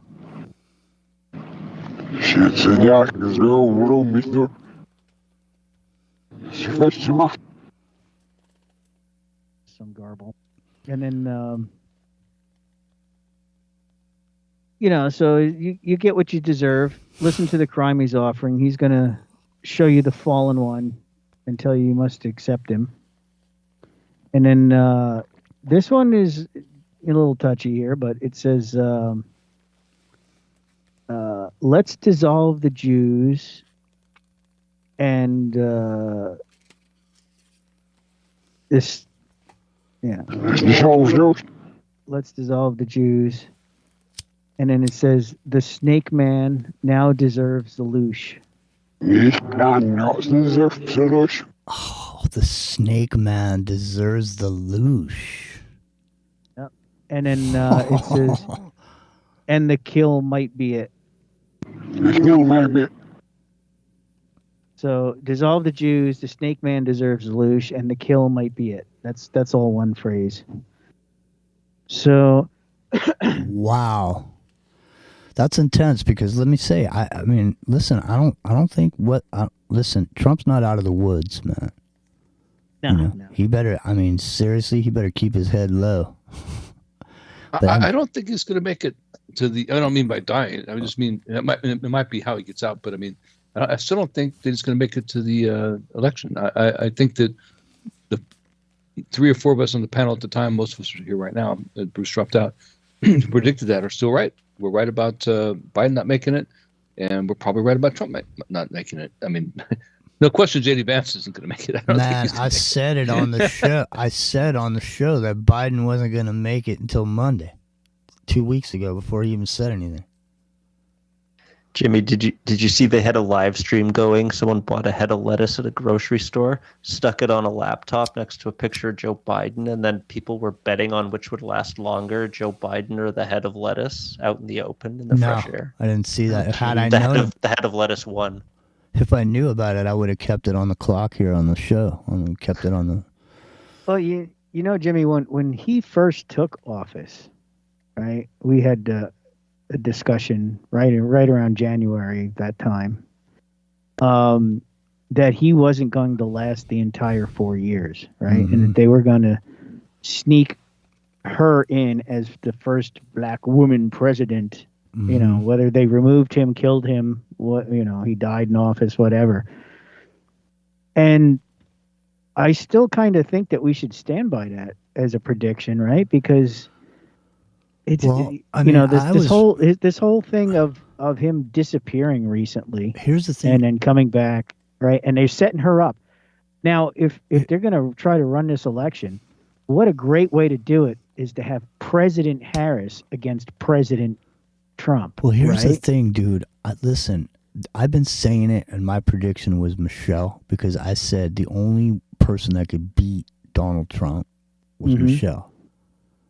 And it ain't Michelle, but I mean, they could easily. I'm saying we predicted that Biden wasn't going to last. No, I know, but I'm saying right now, they can easily morph.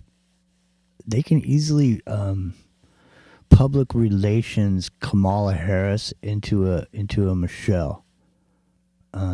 She's not as dark skinned, but they could easily play her off as a woman of color, though.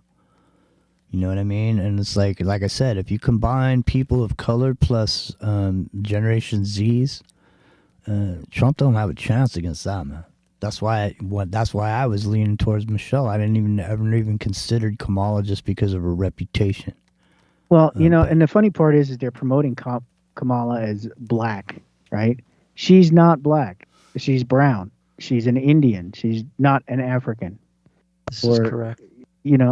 And they're saying, "Oh, the first black woman." She's not a black woman. That's like a flat out lie. She's got no African heritage whatsoever. And she's socked as the border czar. Yeah. I mean, it says she's the border czar. There's an executive order.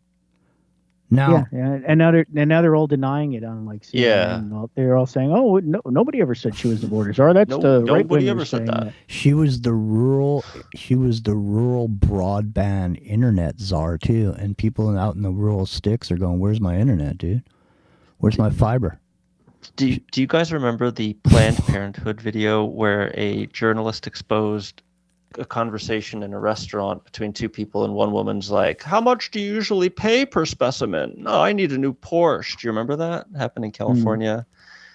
She was the DA who ordered the police to raid that journalist's house and seize all the evidence because, drumroll please, Planned Parenthood donates to her campaign. Right? So she's just surrounded in disgust and scandal. See, man, this is the shit that makes me want to go and start an off-grid community. Because I mean, Jonestown.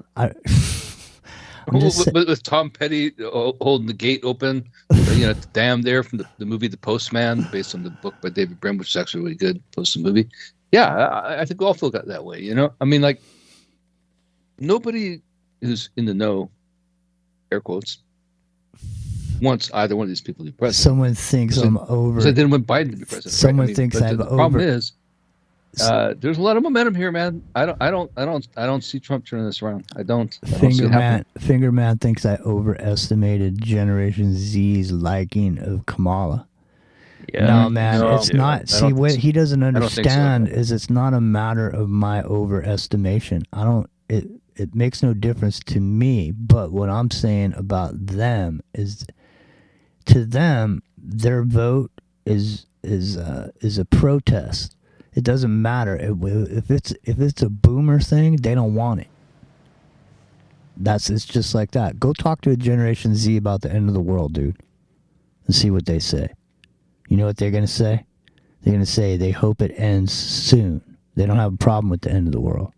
Because like I said earlier, okay, imagine how long it took you as a person coming up in the world as a Generation X or a boomer. There was no precedent set. Okay, everything you saw was new to you and never saw it before and never saw it again. Okay, these people have the benefit of looking back at everything that's happened, all the TV shows, all the episodes, everything that's happened up until this point. They're already watching porn when they're like 9 years old. Okay, this generation is already weathered and torn, and they've fed up because what they've been left is and what their future looks like. And they blame everything on the boomers, dude. 100% they do. Yep. Mm-hmm. That's the way that is going to roll out, bro. Sorry. The only thing I wonder is if Gen Z is going to have enough motivation to walk away from their video games for an hour to actually go vote. Okay, can I jump in real quick? Definitely. I didn't know you were still here, Billy. Yeah, you're right. I want to say something. Go ahead. So a few things. Yeah. I don't think it's boomers. I'm going to go back to what I've been saying for the past, 8 years. This is about Donald Trump. People talk about Kamala Harris and how unlikable she is and they go back to the debates a few years ago where Tulsi Gabbard had that punchline and she can't do it. And it has nothing and she's so unlikable and nothing. It's all about Donald Trump, right? So people are going to come up, and that's why all the motivation is behind Kamala Harris right now, because they can beat Donald Trump with her. I don't think it's a boomer thing per se as much as no, I'm saying as it is. The boomer people, Billy. Let's get rid of Donald Trump. Boomers, Billy. The older people vote, and that's the thing. So the big thing is that the people that go to the polls are older people. And so Donald Trump represents a certain generational is what all I'm saying. And I'm not taking away anything from what you're saying, but what I am saying is there's going to be a whole other wave of voters that are going to come into play. And these are these Generation Z voters is what I'm saying. And they're going to jump. There's Trump can't beat it is what I'm saying. Oh, yeah, no, we agree on that. Then I think you're right. And I don't think he can beat it at this point.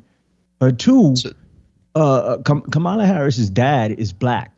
She's black, by definition. He's a Jamaican American, and apparently he had ties to the White House. He was working in government, much like Obama's parents were. She's black. She can make that claim, and she's also an Asian American. And whether or not we believe that she's black here in this phone call is irrelevant. Go tune into CNN. Van Jones thinks she's black, and according to him, a bunch of black men are protecting her because they get protective of the sister. This is verbatim what he's saying. So yeah, I think he can pull that. I mean, that she can pull that. In addition. That's what I was saying. I didn't think that Joe Biden was going to be removed. I thought he'd beat Donald Trump and not finish his first term, and that's how Kamala was going to become president. It was changed because they sacrificed Joe Biden on the altar of figurative Moloch, the way they just stabbed him up and threw him to the side. Well, and what I'm saying, Billy, Kamala Harris is getting into the White House. But I've been saying this on America Unplugged for the better part of a year. They're going to. I think they're still going to do that. Kamala Harris was going to inherit the White House, and it's Donald Trump's fault. And now it looks more and more likely that that's going to happen. It's insane how she got into this position, but here we are. it's at least a 50-50 shot that she becomes the president of the United States. She's only. I think they're going to make her president before Biden's term is up. I think they're going to push him out. Yeah, I'm not ruling that out at all. We at still this got point. 6 I months didn't left, see it, right? but now I think you're right. I mean, it's possible. I don't know if it'll happen, but it's possible. I think we got 6 months left for them to do it. And, Joe's already sick. No, Joe's already there's stepping 100 back. Another month from now, all they got to do is, Joe had an incident, a medical condition, and we're making Kamala the president, and that's it. And then come election time, she's already the president. I think that's the play. Except for he already resigned the presidency to these different people with that executive order, so he's not the president anymore. But he there's has an no power. alternative motive here and an alternative game plan that could come into play. The Supreme Court just put presidential immunity on the table, saying that anything you do as president in office is immune from prosecution. Joe Biden has nothing against him. He can do whatever he wants politically and whatever he wants criminally, and not be subject to prosecution and not be subject to suffering a political price, because he's no longer going to be president. He withdrew from the race. Hey, he's listen, no longer going to be in a position where he has. We're at the top of the hour. We're at the top of the hour. Listen, we'll be right back. Stay there. We'll open up. Come back to it. And we'll open up the phones. Billy Ray Valentine's here. Epic Journeyman's here. Mine's Jimmy. Rock and Rio's there. S90. You're here. Come on back. We'll be right back. We got to pick our bandmates for the Cognitive Liberty Party. Yes, I know you're hungry. And here comes dinner. Open up and say, "Ah."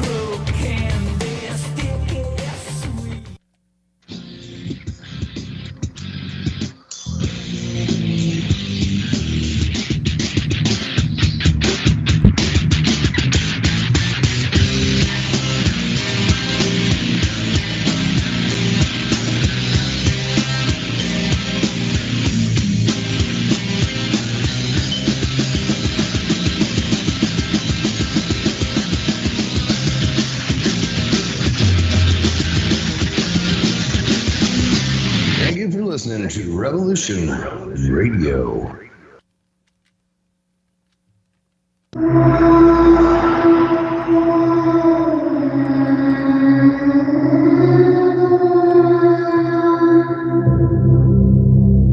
Are you interested in the paranormal, murder mystery, real natural law?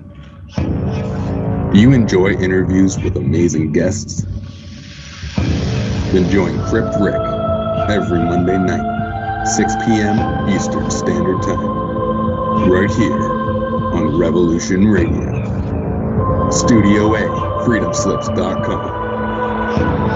Crypt Rick's Thinking. Welcome to the Crypt.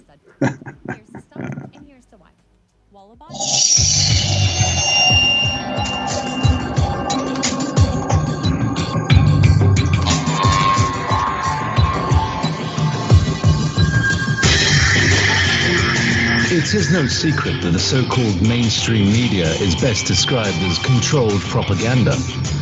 Countless news stories are either totally ignored or spun with half-truths, and because of this, essential facts and vital information are often compromised. Join Dr. Ott every Friday night on Studio B at 10 p.m. Eastern and learn why The Story Behind the Story was nominated for a Peabody Award in its second year of producing unparalleled broadcasting excellence in 1997. That is, if you really care about learning the truth.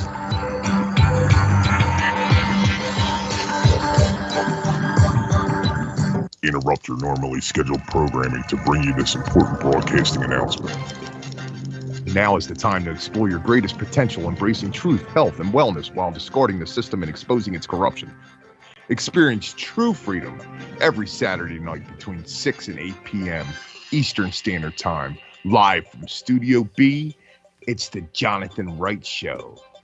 Find it right here at revolution.radio.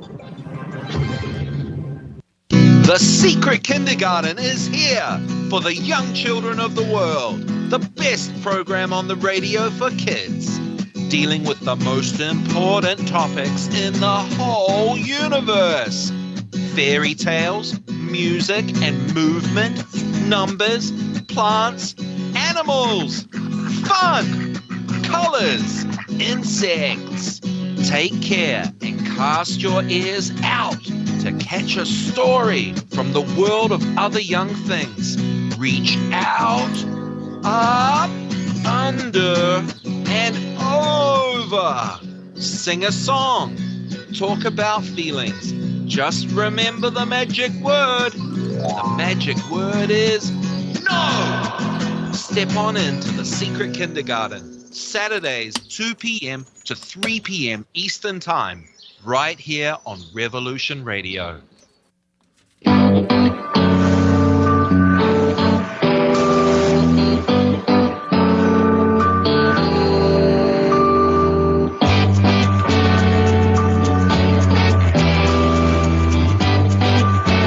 A narco-syndicalist commune.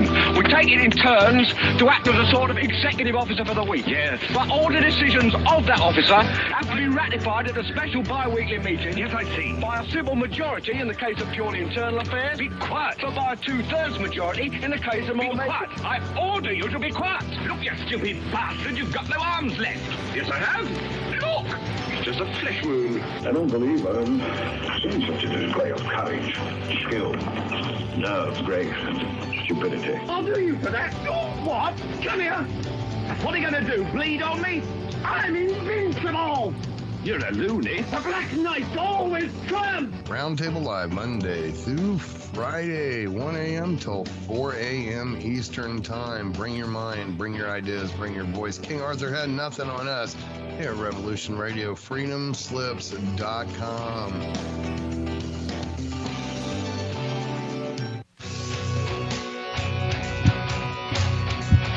All right, thanks for listening while we took that short break here at Revolution Radio, freedomslips.com. And now we're going to get back to your host.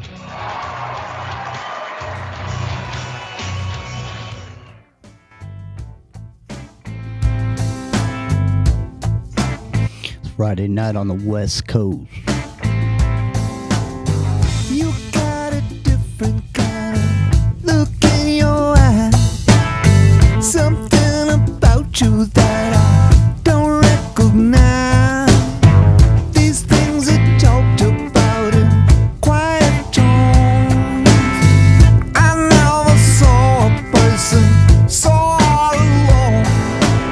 Some mama's crying, some daddy's sad when a kid goes bad.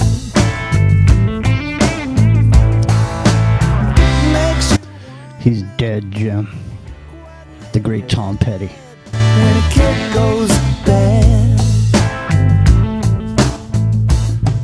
When a kid goes. So, Rock and Rio, are you a fan of sort of indie folk rock? I wouldn't say I'm a huge fan, but I have some respect for it. All right, well, here, check out this new indie folk song. But hang on a second. I can't stop here. You built for innocence. You built for joy. Suddenly evil's all that you enjoy. But if you Gotta say, I appreciate Tom Petty more than independent folk songs. But I'll go ahead and play this one anyways. Here we go. Absolute control. And that's why we're just out here doing simple things, pointing out that we're meant to be in nature and be natural. And this is where we find the source that God made to transcend the New World Order. And that's why they want to try to keep us out of it. I'm angry. I've had enough of these people. They're a bunch of Christian murderers, scum. They're on giant death factories, keeping babies alive and selling their body parts. What more do you need to know about these people? I go out and face these scum. They literally crawl out from under rocks. They have green looking skin and they run around screaming, we love Satan, we wanna eat babies. I have them on video. Hillary's in the creepy weird sick stuff, man. She sleeps in the same room with that creepy weird woman whose mother wears a hood over her head. What the hell? That woman number one is ugly. Imagine how bad she smells, man. I'm told her and Obama just stink. Obama and Hillary both smell like sulfur.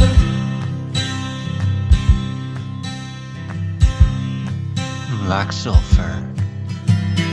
Literal vampire pot and the goblins are hobbling round coming after us. My spirit gets close to that evil and I feel it go.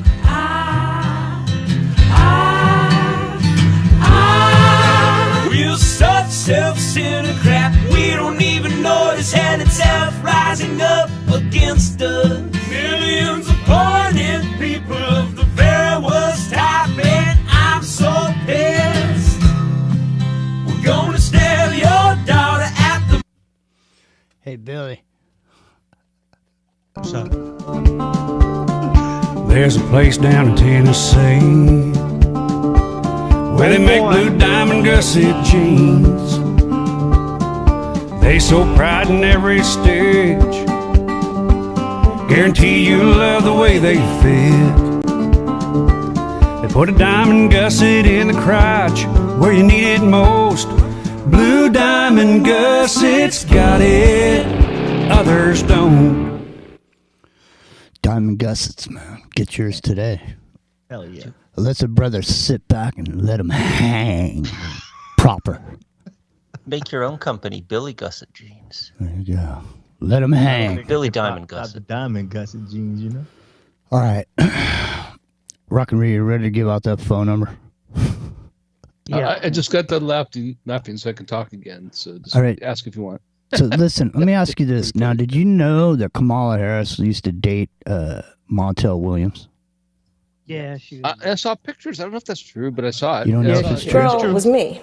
Years before presidential candidate Kamala Harris made waves at the Democratic debates, she got her first taste of the limelight when she dated talk show host Montel Williams. In this just unearthed video, they can be seen walking the red carpet at the 8th annual Race to Erase MS Gala in Los Angeles. The year was 2001.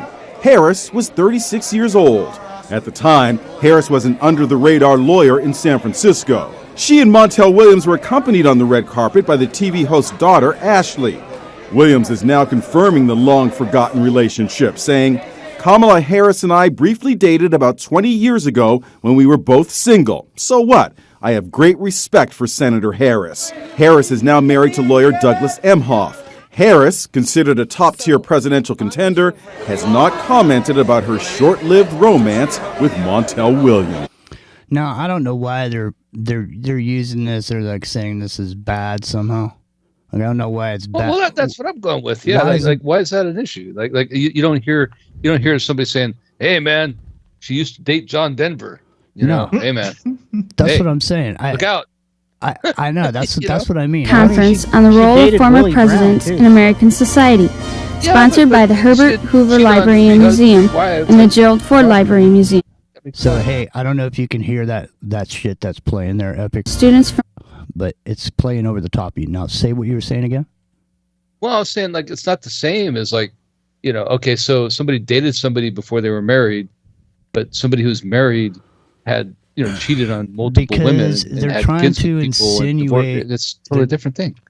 They're trying to insinuate that she's a slut or whatever. So well, because she's a woman. There's a whole thing about her. When Trump does it's okay. When I do it, it's okay. I'm just saying, there's a whole Trump. Trump said he can grab a pussy or whatever. I mean, it doesn't matter. Yeah, I'm just saying. He said that. The point is that what I'm saying is that's the right's angle on her on her thing is like they're gonna go after the whore of Babylon. Like I said, she's the whore of Babylon archetype, and they're gonna hammer that across the board. Now, I want to pull back real quick to October 18th, 1989. Gerald Ford speaking at the Herbert Hoover Institute, West Branch, and to participate in this conference, which is being held here at the Hoover facility. Oh, Jesus. Mr. Ford, what advice would you give a young lady wanting to become President of the United States? Well, I hope we do have a young lady at some point become President of the United States. I can tell you how I think it will happen, because it won't happen in the normal course of events. Either the Republican or Democrat political party will nominate a man for president and a woman for vice president, and the woman and man will win. So you'll end up with a president, a male, and a vice president, a female. And in that term of office of the president will die. Yo, send me that. And the woman will become president under the law or it's Constitution. Amazing, right? Yeah, I'm listening to it too. And once that barrier is broken, from then on, men better be careful, because they'll have a male and a vice president and a female. And in that term of office of the president will die. And the woman will become president under the law or Constitution. And once that barrier is broken, from then on, men better be careful. Mine's Jimmy. It's into the microcosm, and that's why you tune in, turn on, and find out every Friday night, 9 o'clock Pacific, right here. That's Gerald Ford from 1989. Yeah, sure, Billy. I'll send that over to you. I'll put it. And I've been saying that for the last 4 years. But he did it under the law. The thing that's backwards in all your speech things all the time, under the law, right? And it's breaking the hymen, right? Breaking the barrier, the virginity, breaking. I've been telling you, man, it's esoteric and everything he said. If people aren't paying attention to how esoteric that is and don't know about it, look it up, because what he just said has Thelemic and Hellenistic and all kinds of things into it that people need to look into. And the other thing is do I no need matter to organic sharpen this now? You might have to. Yeah, here, I'm going to drop it in here. Here, the other thing you need to realize, too, is, let me tell you something. There is nobody more on the inside than Gerald Ford, either. Gerald Ford made it seem stupid to everybody and all that. You know how they put it out there, but this dude is... He's the inside baseball guy. Absolutely. Yeah, they compared him to Homer Simpson, didn't they? All right, here, Rock and Rio, I'm going to send this over to you real quick here in the chat. It's in. I have a little quote for 30 seconds. Is it okay if I read it? Because I think it relates to the presidential election. Yeah, go ahead. Hit it. Our futures. Hit it. All of us in conspiracy land know that, or most of us in conspiracy land know that Helena Blavatsky, the founder of the Theosophical Society, the religion of Theosophy, and her minion, Alice Bailey, are suspect people. And I just want to read a quick quote from the book Externalization of the Hierarchy by Alice Bailey. Mm-hmm. She says in it, Thus, a great and new movement is proceeding, and a tremendously increased interplay and interaction is taking place. This will go on until AD 2025. During the years intervening between now and then, very great changes will be seen taking place, and at the great General Assembly of the Hierarchy, held usually every century, in 2025, the date in all probability will be set for the first stage of the externalization of the hierarchy. End quote. And that what that means is basically the Illuminati revealing themselves to the public, the hierarchy revealing itself externally to the public.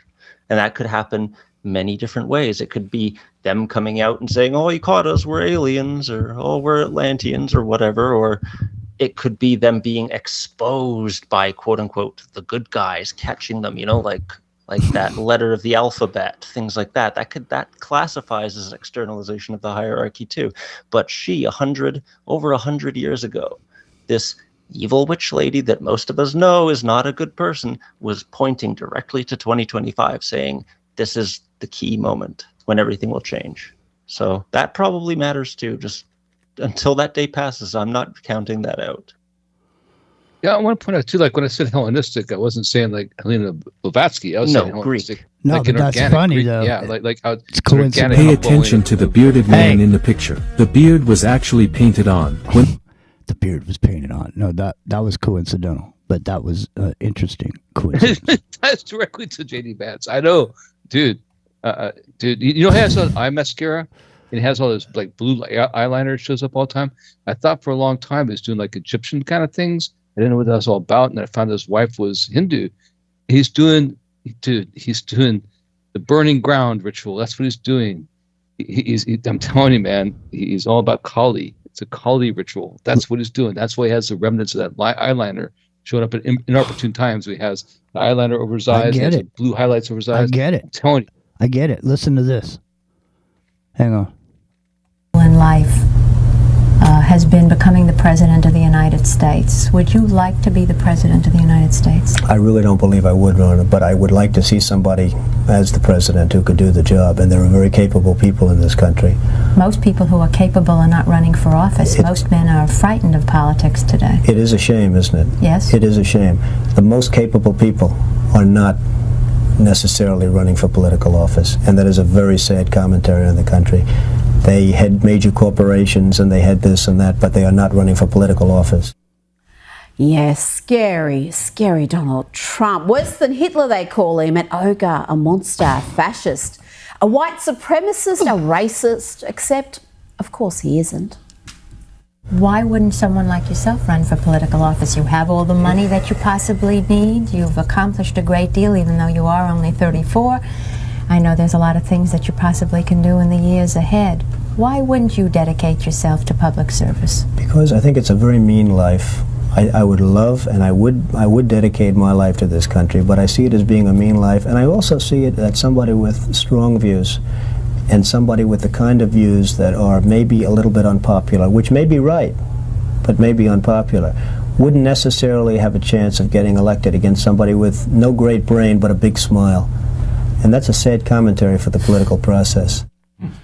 No great brain, but a big smile. How on earth?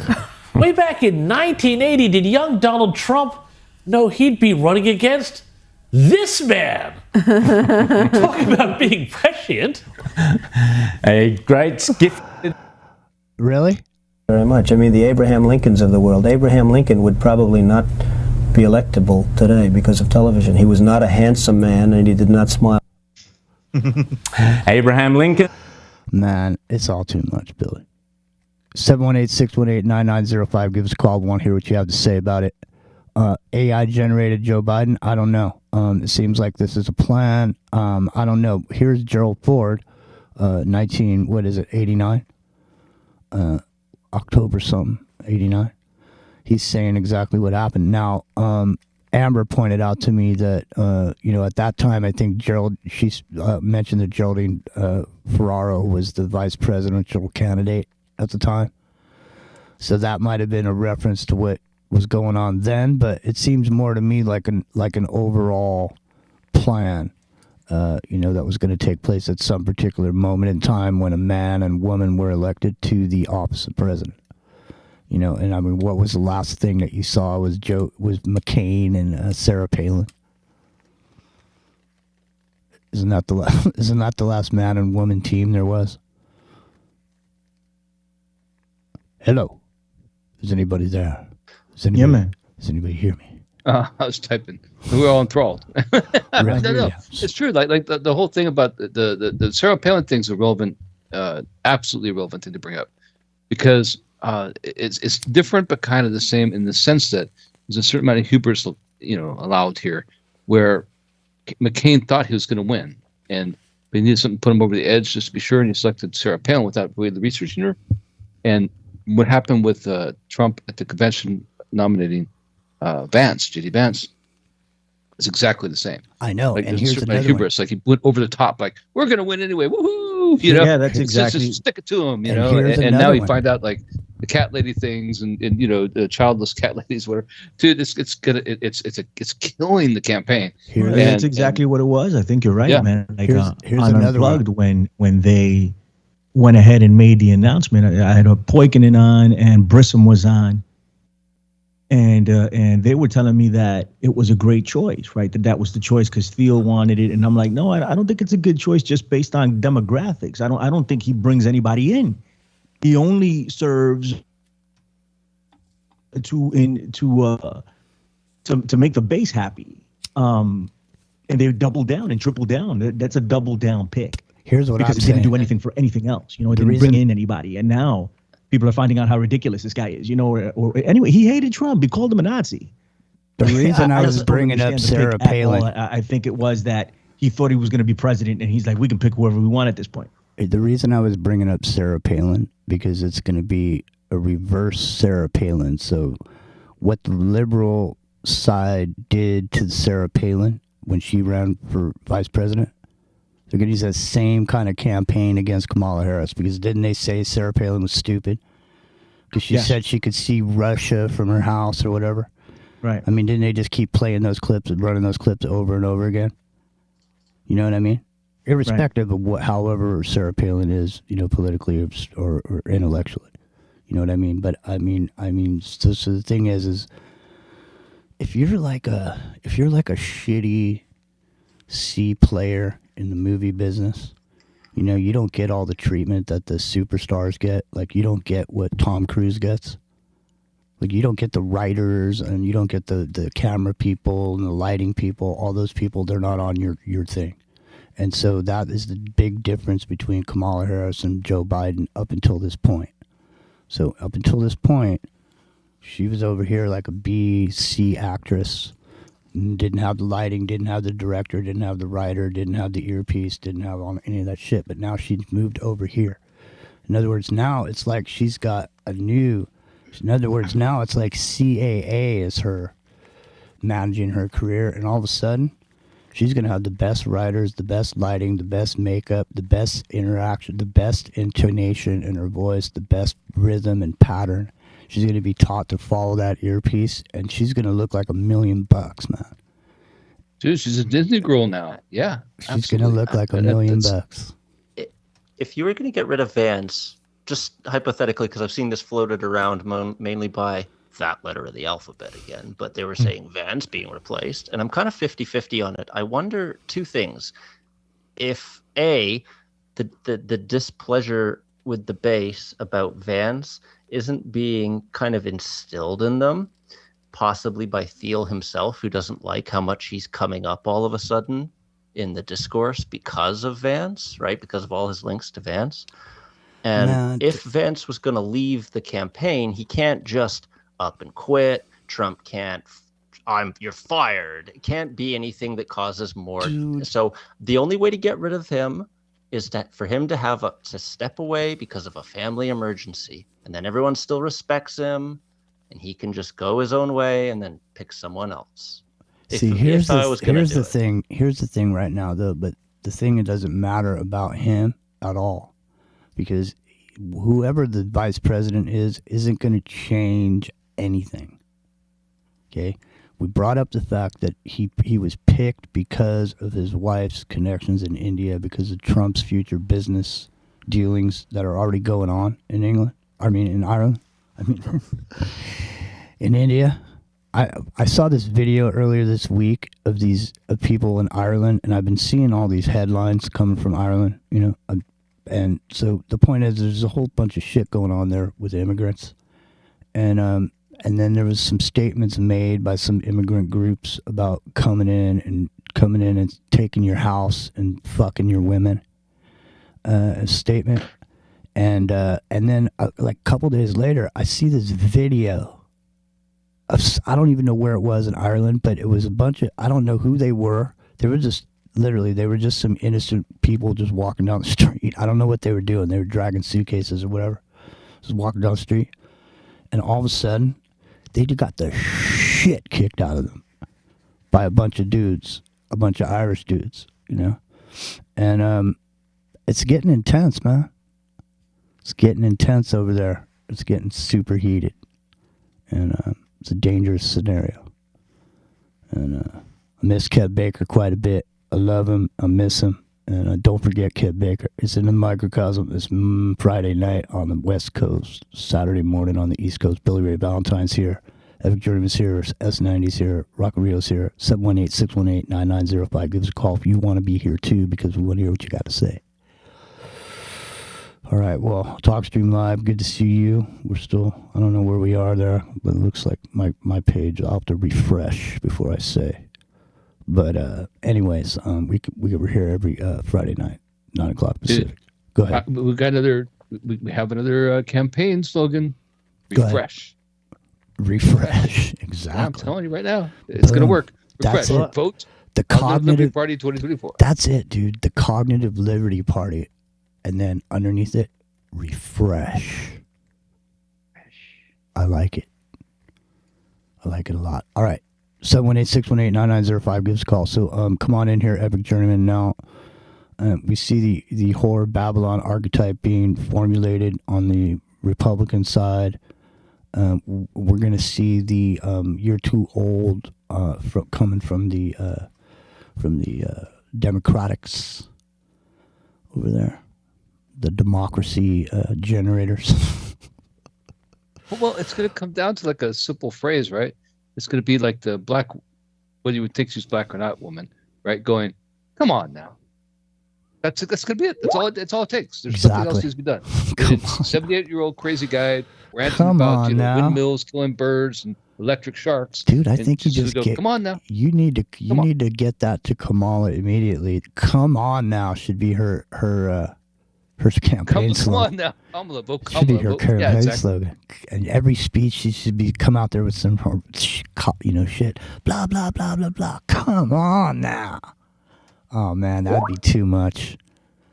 The passage of time. As time passes, time is. Yeah, that's the funniest one, right? It's about time. Time is time. Quadrupled by time, but time is what time is. Yeah, I remember that one. It was something else, man. Yeah, but people are gonna forget all about it when it's like, come on. Do you want to organic sharpen this? I got some stuff here. We should. Yeah, definitely. Go ahead, bud. Hang on a second. Right. Hang on a second. Hang on 1 second. Just give me 1 second. Just 1 second. Hang on. No, not gonna do that, but just give me 1 second. It's Into the Microcosm, Revolution.radio, fully listener supported. Come on down, become supporters. There's ways to do it. It's right there on the page. Just come on over there. You'll see it. It says support. It says support. We appreciate it. Come on down. Thanks, Billy. See you next time.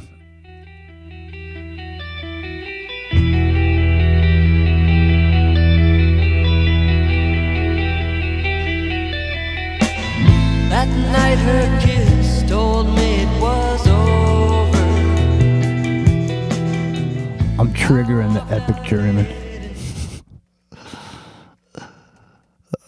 This album triggers him, man. Dude, were you mind controlled to this album?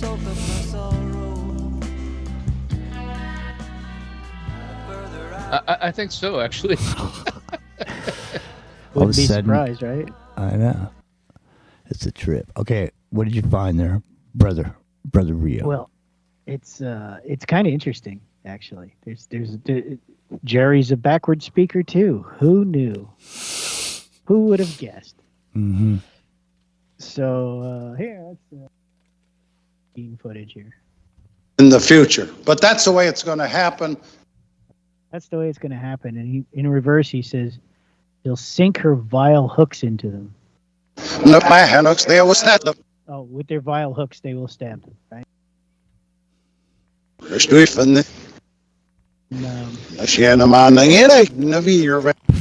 the man a headache. Never even getting a nomination. Right? She gave the man a headache.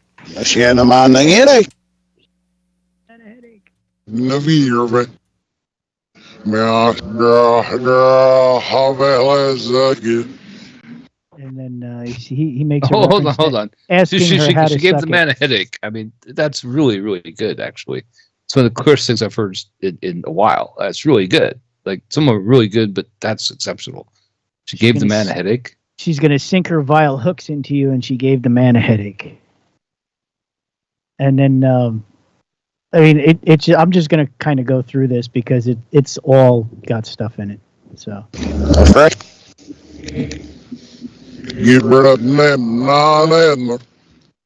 That's nothing.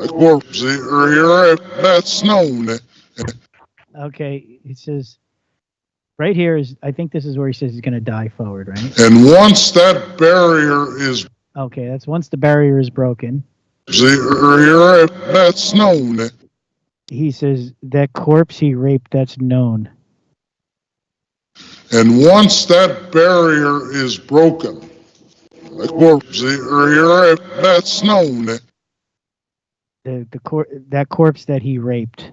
So it's talking. It's known. The corpse he raped is known. Yeah. Dude, yeah, that's like pretty good, right? It is. It is known. Yeah, Dr. Jones reference. Yep. Our Constitution. The all other not that is there like it will never one. And then he says all of them deserve the mark. And the woman will become president under the law. All other not that is there. Right, all of them know they deserve. Like it will never. The market will evolve. It will evolve one day. So they know it's going to happen, right? It's going to evolve to become that one day. God knew they deserved it. God knew they deserved it. The president will die. God knew they deserved it. Not deserve, but let's follow them. Right? They'll deserve it. Of office of the. He keeps saying they deserve it. They deserve it. But let's follow them. What's that? No, I said he sure does. Say they deserve it, or he deserves it. Yeah. And in that term of office of the president, not deserve, but let's follow them. Right? They named it at the end, so they deserve it. The master named it. Just more Book of the Law stuff, right? Miami for the deserve, right? They're lame, but they deserve it. The Padnelios, they will name They will name that woman one day. And the woman, the one deserves silver from the moon, the deserve from them, but in the man, and they, here again, he says they deserve it. Will nominate a man for president, the deserve from them, but in the man, they deserve her flame. The party's in the Manlu. I guess they're talking about some activity.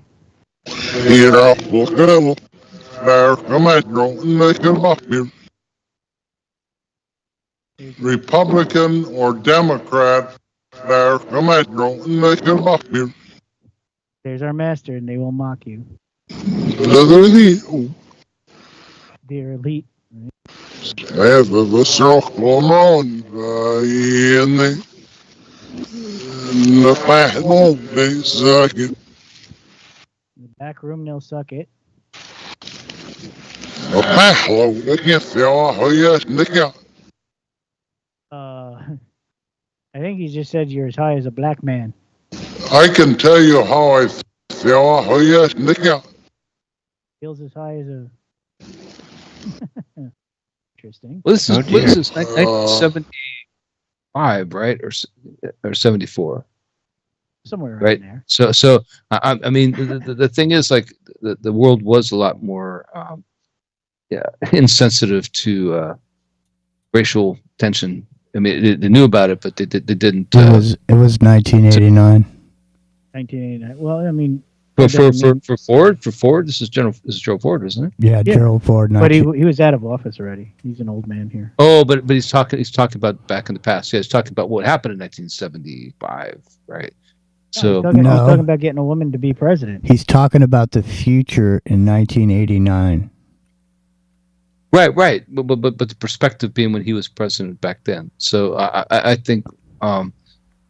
Sorry for taking a trip down to memory lane here, but I think that it's interesting that what he's talking about is from perspective of somebody who has, I think, esoteric roots. Right? Oh, he totally does, man. This dude was all up in the Bohemian Grove, dude. Yeah, absolutely, right. There's no question. There's pictures. Yeah, there's a painting of him, and he's in there.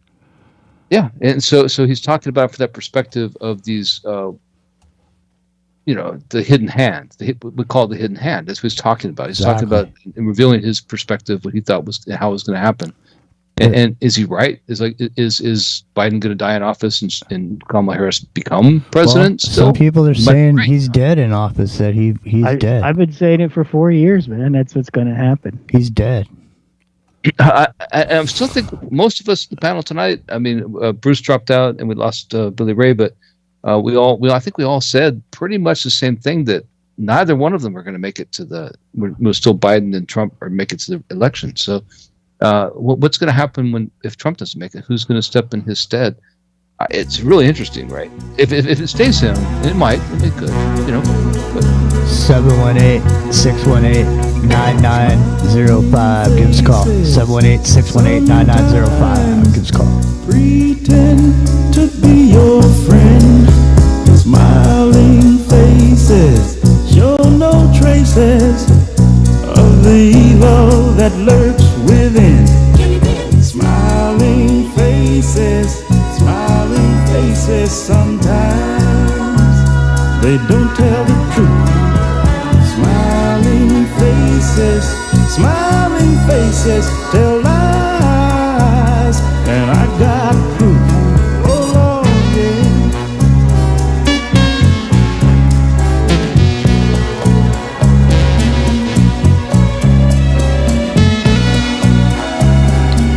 Refresh with the Cognitive Liberty Party. The truth is in the eyes, 'cause the eyes don't lie. Amen. Remember, a smile is just a frown turned upside down, my friend. So hear me when I'm saying smiling. All right, Rockario, did you find anything else? I do. All right. So there we go. Of course, the little girl, and she's got to be what, like 9 years old in the video or something. I mean, I don't know how young she is. Something like that. So she talks in reverse too. What's she saying? I'm not hearing it. Well, Want to become president of the United States. She says he pissed her off. He pissed her off, yeah. Yes, now wanting to be right here. You pissed me off. Reveal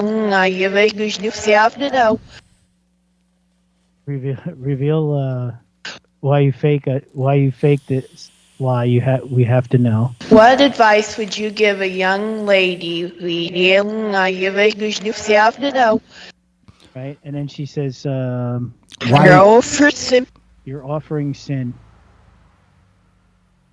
Mr. Ford, Your offer is sin. Mr. Ford, your offer is sin. Awesome. He pissed you pissed me off. Why are you lying to us? I have to know. And your offer is sin. So this kind of also shows this is like a 9-year-old girl. So that shows a lot that's about coming from subconscious. That's like legit. That shows a lot about reverse speech and that good people do it as well, and that young people. That's very interesting. That's great. That's clearer than when adults do it. That's fantastic.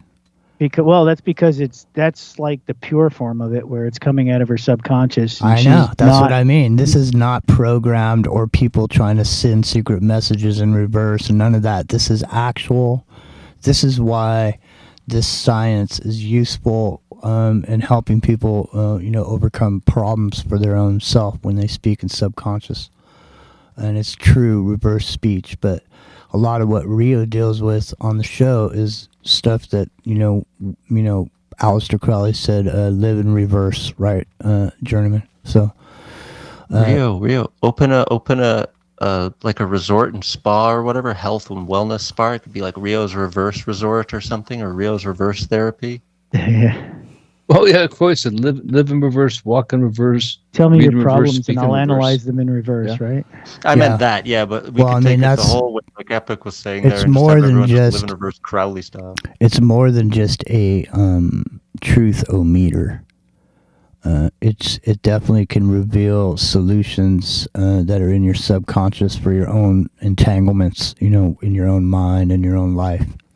So that's why, as a science, there's more around. But in the industry known as the alternative media industrial complex, reverse speech is mostly utilized to, show what's been done, what has been done, what is being done, and in reverse. But that's really interesting that this just came up, organically, and that's what's killer about the organic Sharpton with Rock and Rio.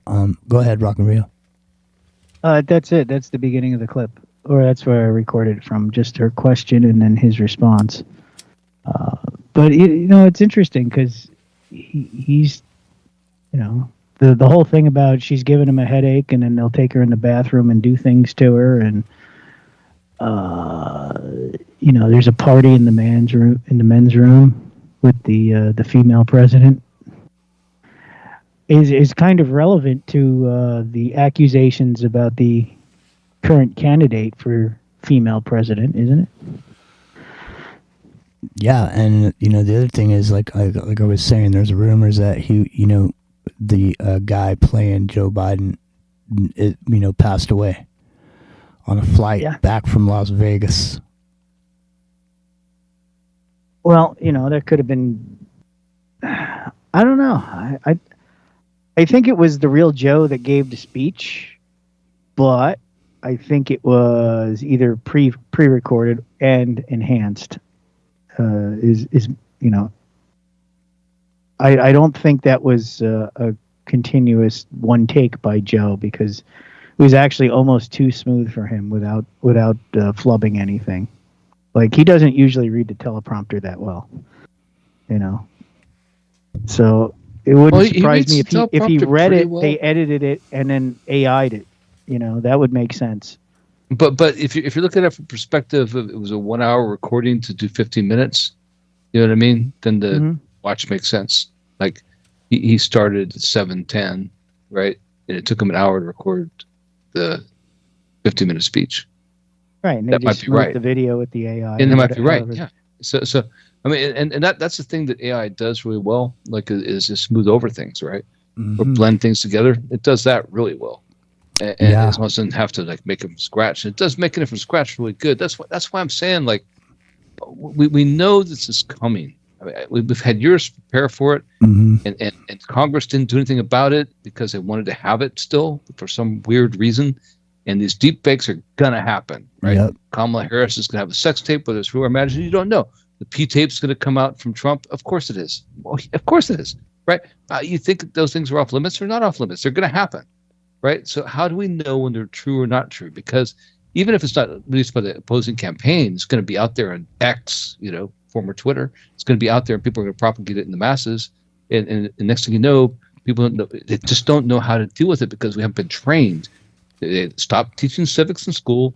They stop teaching what it's like to be an American and have responsibility and to know what's real and what isn't, and to stop things in their tracks that don't belong there, right? But now all of a sudden it's just going to be everything's up there.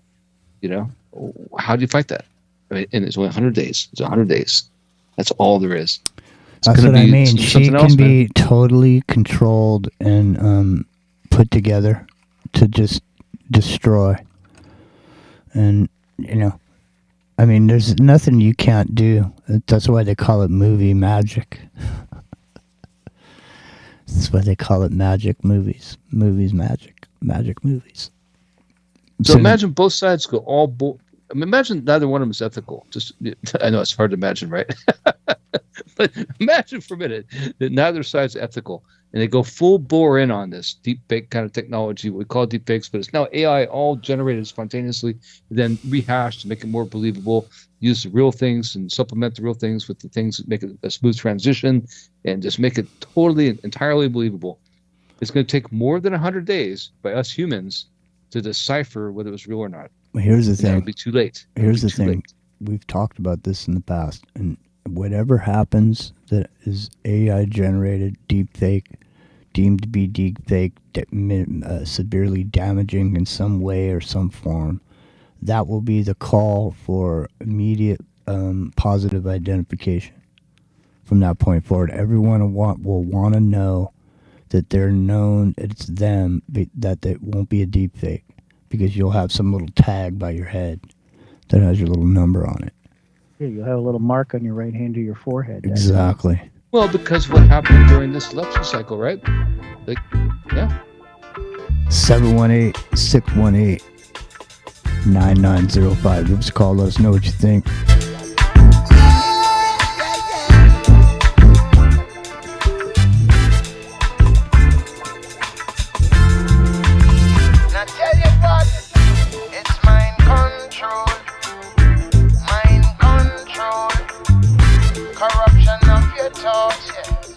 Destruction of your soul, mind control. It's mind control. It's the Cognitive Liberty Party. Hit refresh. It's not mind control. Don't let them mold your mind. They wanna control mankind. Seems like their only intention is to exploit the earth. Hey, and you trust in their deceit. Your mind causes your defeat, and so you become an invention to distort this. I don't know, man. We got to contact John Brisson. See if he wants to be part of the administration. Oh, he's a teacher, so, He's Department of Education, John Brisson. There you go. 718-618-9905. Let's call. Mind control. It's mind control.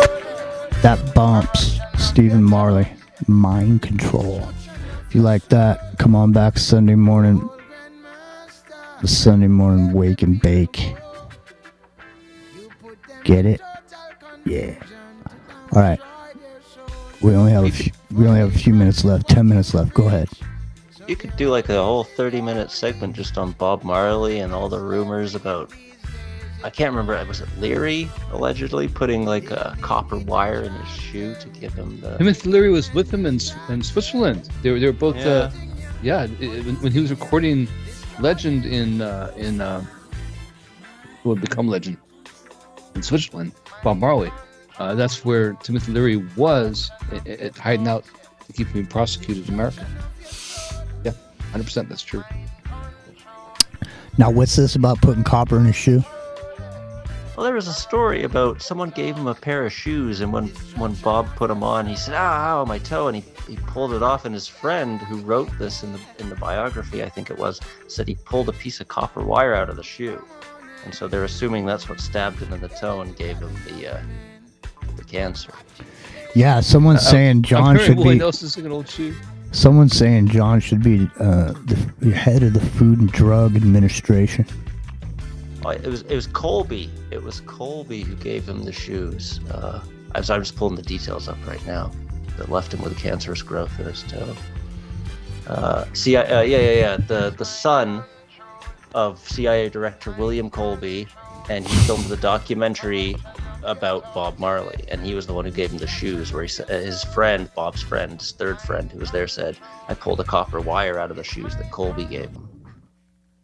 Yeah, it was in Zurich, Switzerland, in Lake Geneva, right? And that was where Timothy Leary had fled to avoid prosecution in the United States. I mean, you can't make these things up, man. I mean, you can, but they're there. Wild. They're real. Yeah, You know? I don't know the name of the book the friend's name who claimed it, but it was I got a whole essay here on it.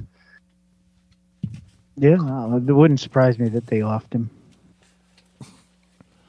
Okay, he's so let me rebelling just against the system. So. Yeah, let me ask you a question. Why would they want to off him? Because he was the same reason they wanted to off John Lennon, because he was anti-establishment. Yeah, because it's mind control. You think? I don't know, man. I just don't see why they would want to kill him. What was he doing? Well, didn't he have links to that Haile Selassie guy in Haile Selassie? Yeah, like the king of Ethiopia or something, allegedly had the Ark, and he was Had the Ark, yeah, that's Jesus right. That's right. and just all kinds of crazy stuff. All right, so there's a whole thing, man. Maybe tomorrow night. How about tomorrow night, Saturday night show? We do a Bob Marley. Get into some of this, because I've never heard any. I mean, I've heard that people say, but I never could understand why it was, and so now I'm hearing this. Maybe tomorrow night. Why don't we do it? Why don't you guys come back and we'll do that tomorrow, man. We'll be talking about. And that's good, because Sunday morning Wake and Bake is coming after that. So, all right, listen. It's themed. We got 10 minutes before the end of this show. Not really. I'm surprised nobody's called in with any comments. I know. I mean, where's the hijacker been? It's been like 3 weeks since he's called. No, he called last week, and he was mowing over people. Was he? And then he got in trouble, and then he got pissed or whatever. So here you go. If nobody calls in, then I'll just have some fun and do this. It's into the microcosm Friday night. We're getting ready to head on out the door. And we won't let the door hit us in the ass on the way out. I'll tell you that. Let's move it.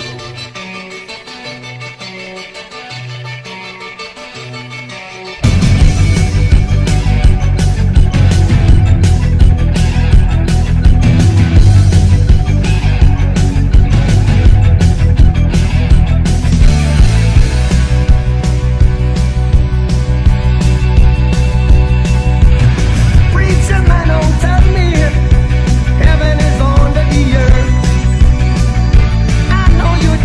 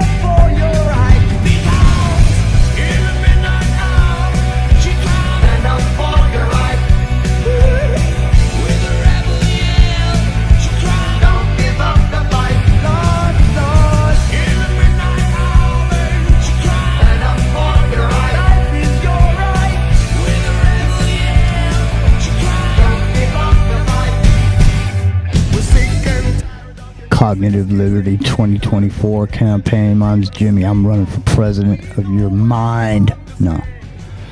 Saying take control of your mind, Epic Journeyman. What do you think? I think you should start promoting the campaign on Twitter. Epic Journeyman. I'm like the best campaign manager of all time. I know. I'm on it. It's Okay. good. We need 300 delegate votes. Let me know when we're in office. We had 3 days. We got 3 days. We can do it. Well, we've got 6 million listeners. I'm sure we get 300 votes, right? Let's go. Come on, President. Do our listeners know that we had there was this, I don't know if it's a glitch or whatever, we had 6 million subscribers. We had, thousands of comments. 1,400 and something comments. Yeah. I know. Yeah, I saw that. That was kind of wild. What Epic. was that? It's either lying or something's weird, yeah. No, it's just like comments are on there now.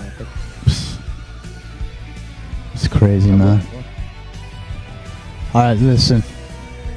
It's been a long week for me. What about you guys? It's been a long week? Yeah, just a tad. Yeah, I just feel like I just want to go to sleep and wake up and then do something. Go to sleep, wake up, and do something. You got to do it. You know what I mean? That's our third campaign message. Go to sleep. Go to sleep tonight, wake up tomorrow, and do something. Yeah. Cognitive Liberty 2024. Exactly. Wake up and do something. Exactly. Then you got some sweat equity. You know, I always say, I can tell you what it's like to step on a rake in the backyard in the dark and get hit in the face with it, but you'll never know the true humiliation and pain that comes with that until you actually step on that rake.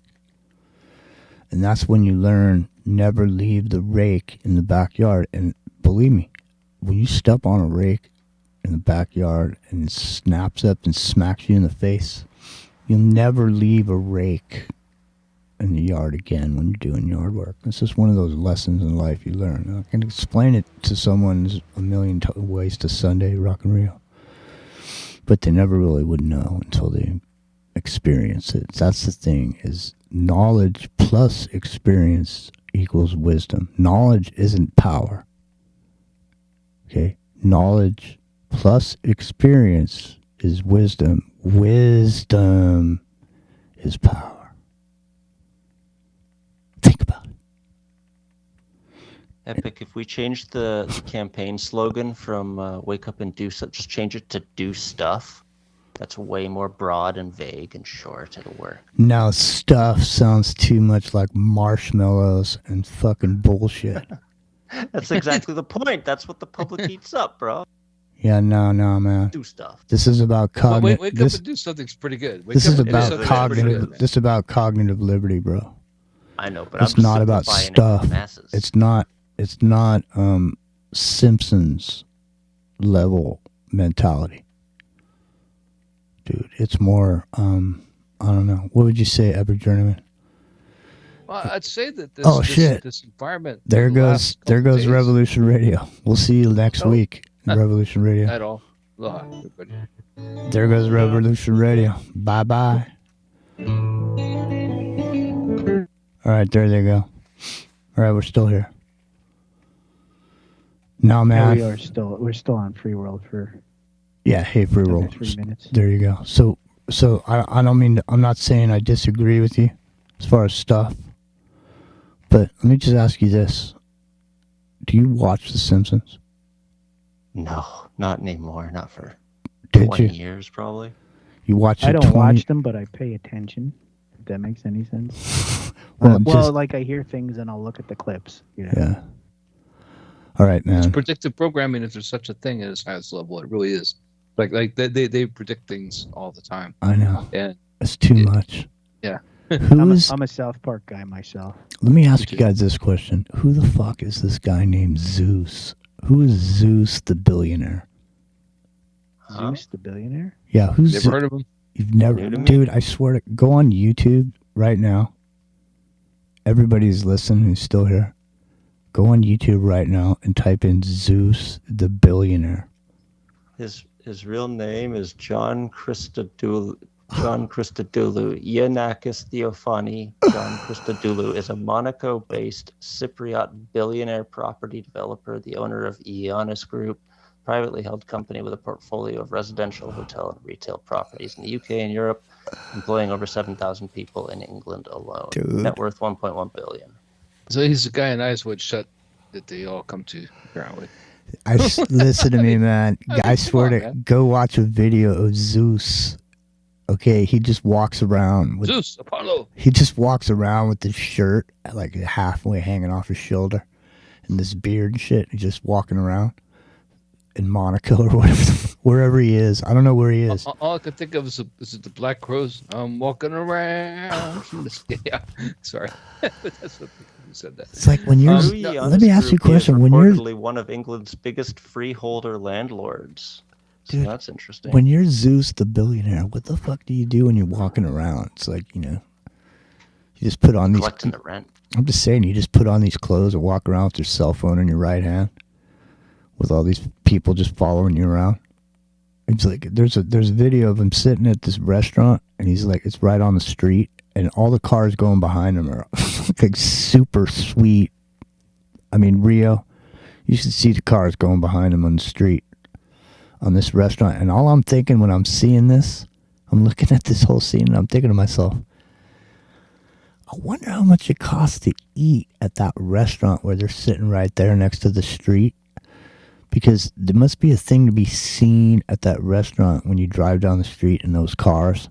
It's like you drive down the street in those cars trying to be seen in the cars, and the people on the street in the restaurant are trying to be seen by the people in the cars. So I mean, it's like this it's this vicious cycle. I don't know. Well, it's funny that you even bring that up, Jimmy, because for the last couple of weeks now, it's been nice weather, right?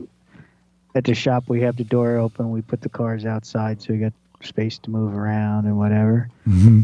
And there are a few particular people who, I guess it's part of their commute or whatever, they drive by the shop every day. And one guy, he drives a big oversized diesel pickup truck with, bling bling rims and whatever. Mm-hmm. And he pulls up in front of the shop at the traffic light, and he cranks his radio up with his boom boom bass. If the door is open. So that, like he wants us to look outside at him. At his car. Yeah. At his truck, right? And as soon as the light turns green and he starts going, he turns it down again. There's another guy that comes by in a Lamborghini, and I've seen him drive by several times, right? And his car's loud. He's got a modified exhaust, whatever. It's a Lamborghini. I'm special. Mm-hmm. But if the door's open and the cars are outside, he makes sure that when he gets in front of the shop, he goes with his engine, and I'm like, I'm looking at him going, I've got like $5 million worth of cars in here. I don't really give a crap about you, and but it's the point that they drive by the place and they want to be noticed, right? And just like obviously we want to be noticed by the outside people because we want business, but the people outside who think they have something special or want to think they have something special, right? They go through all that effort to be noticed. The guy in the truck turns his radio up and he turns it down when he drives away.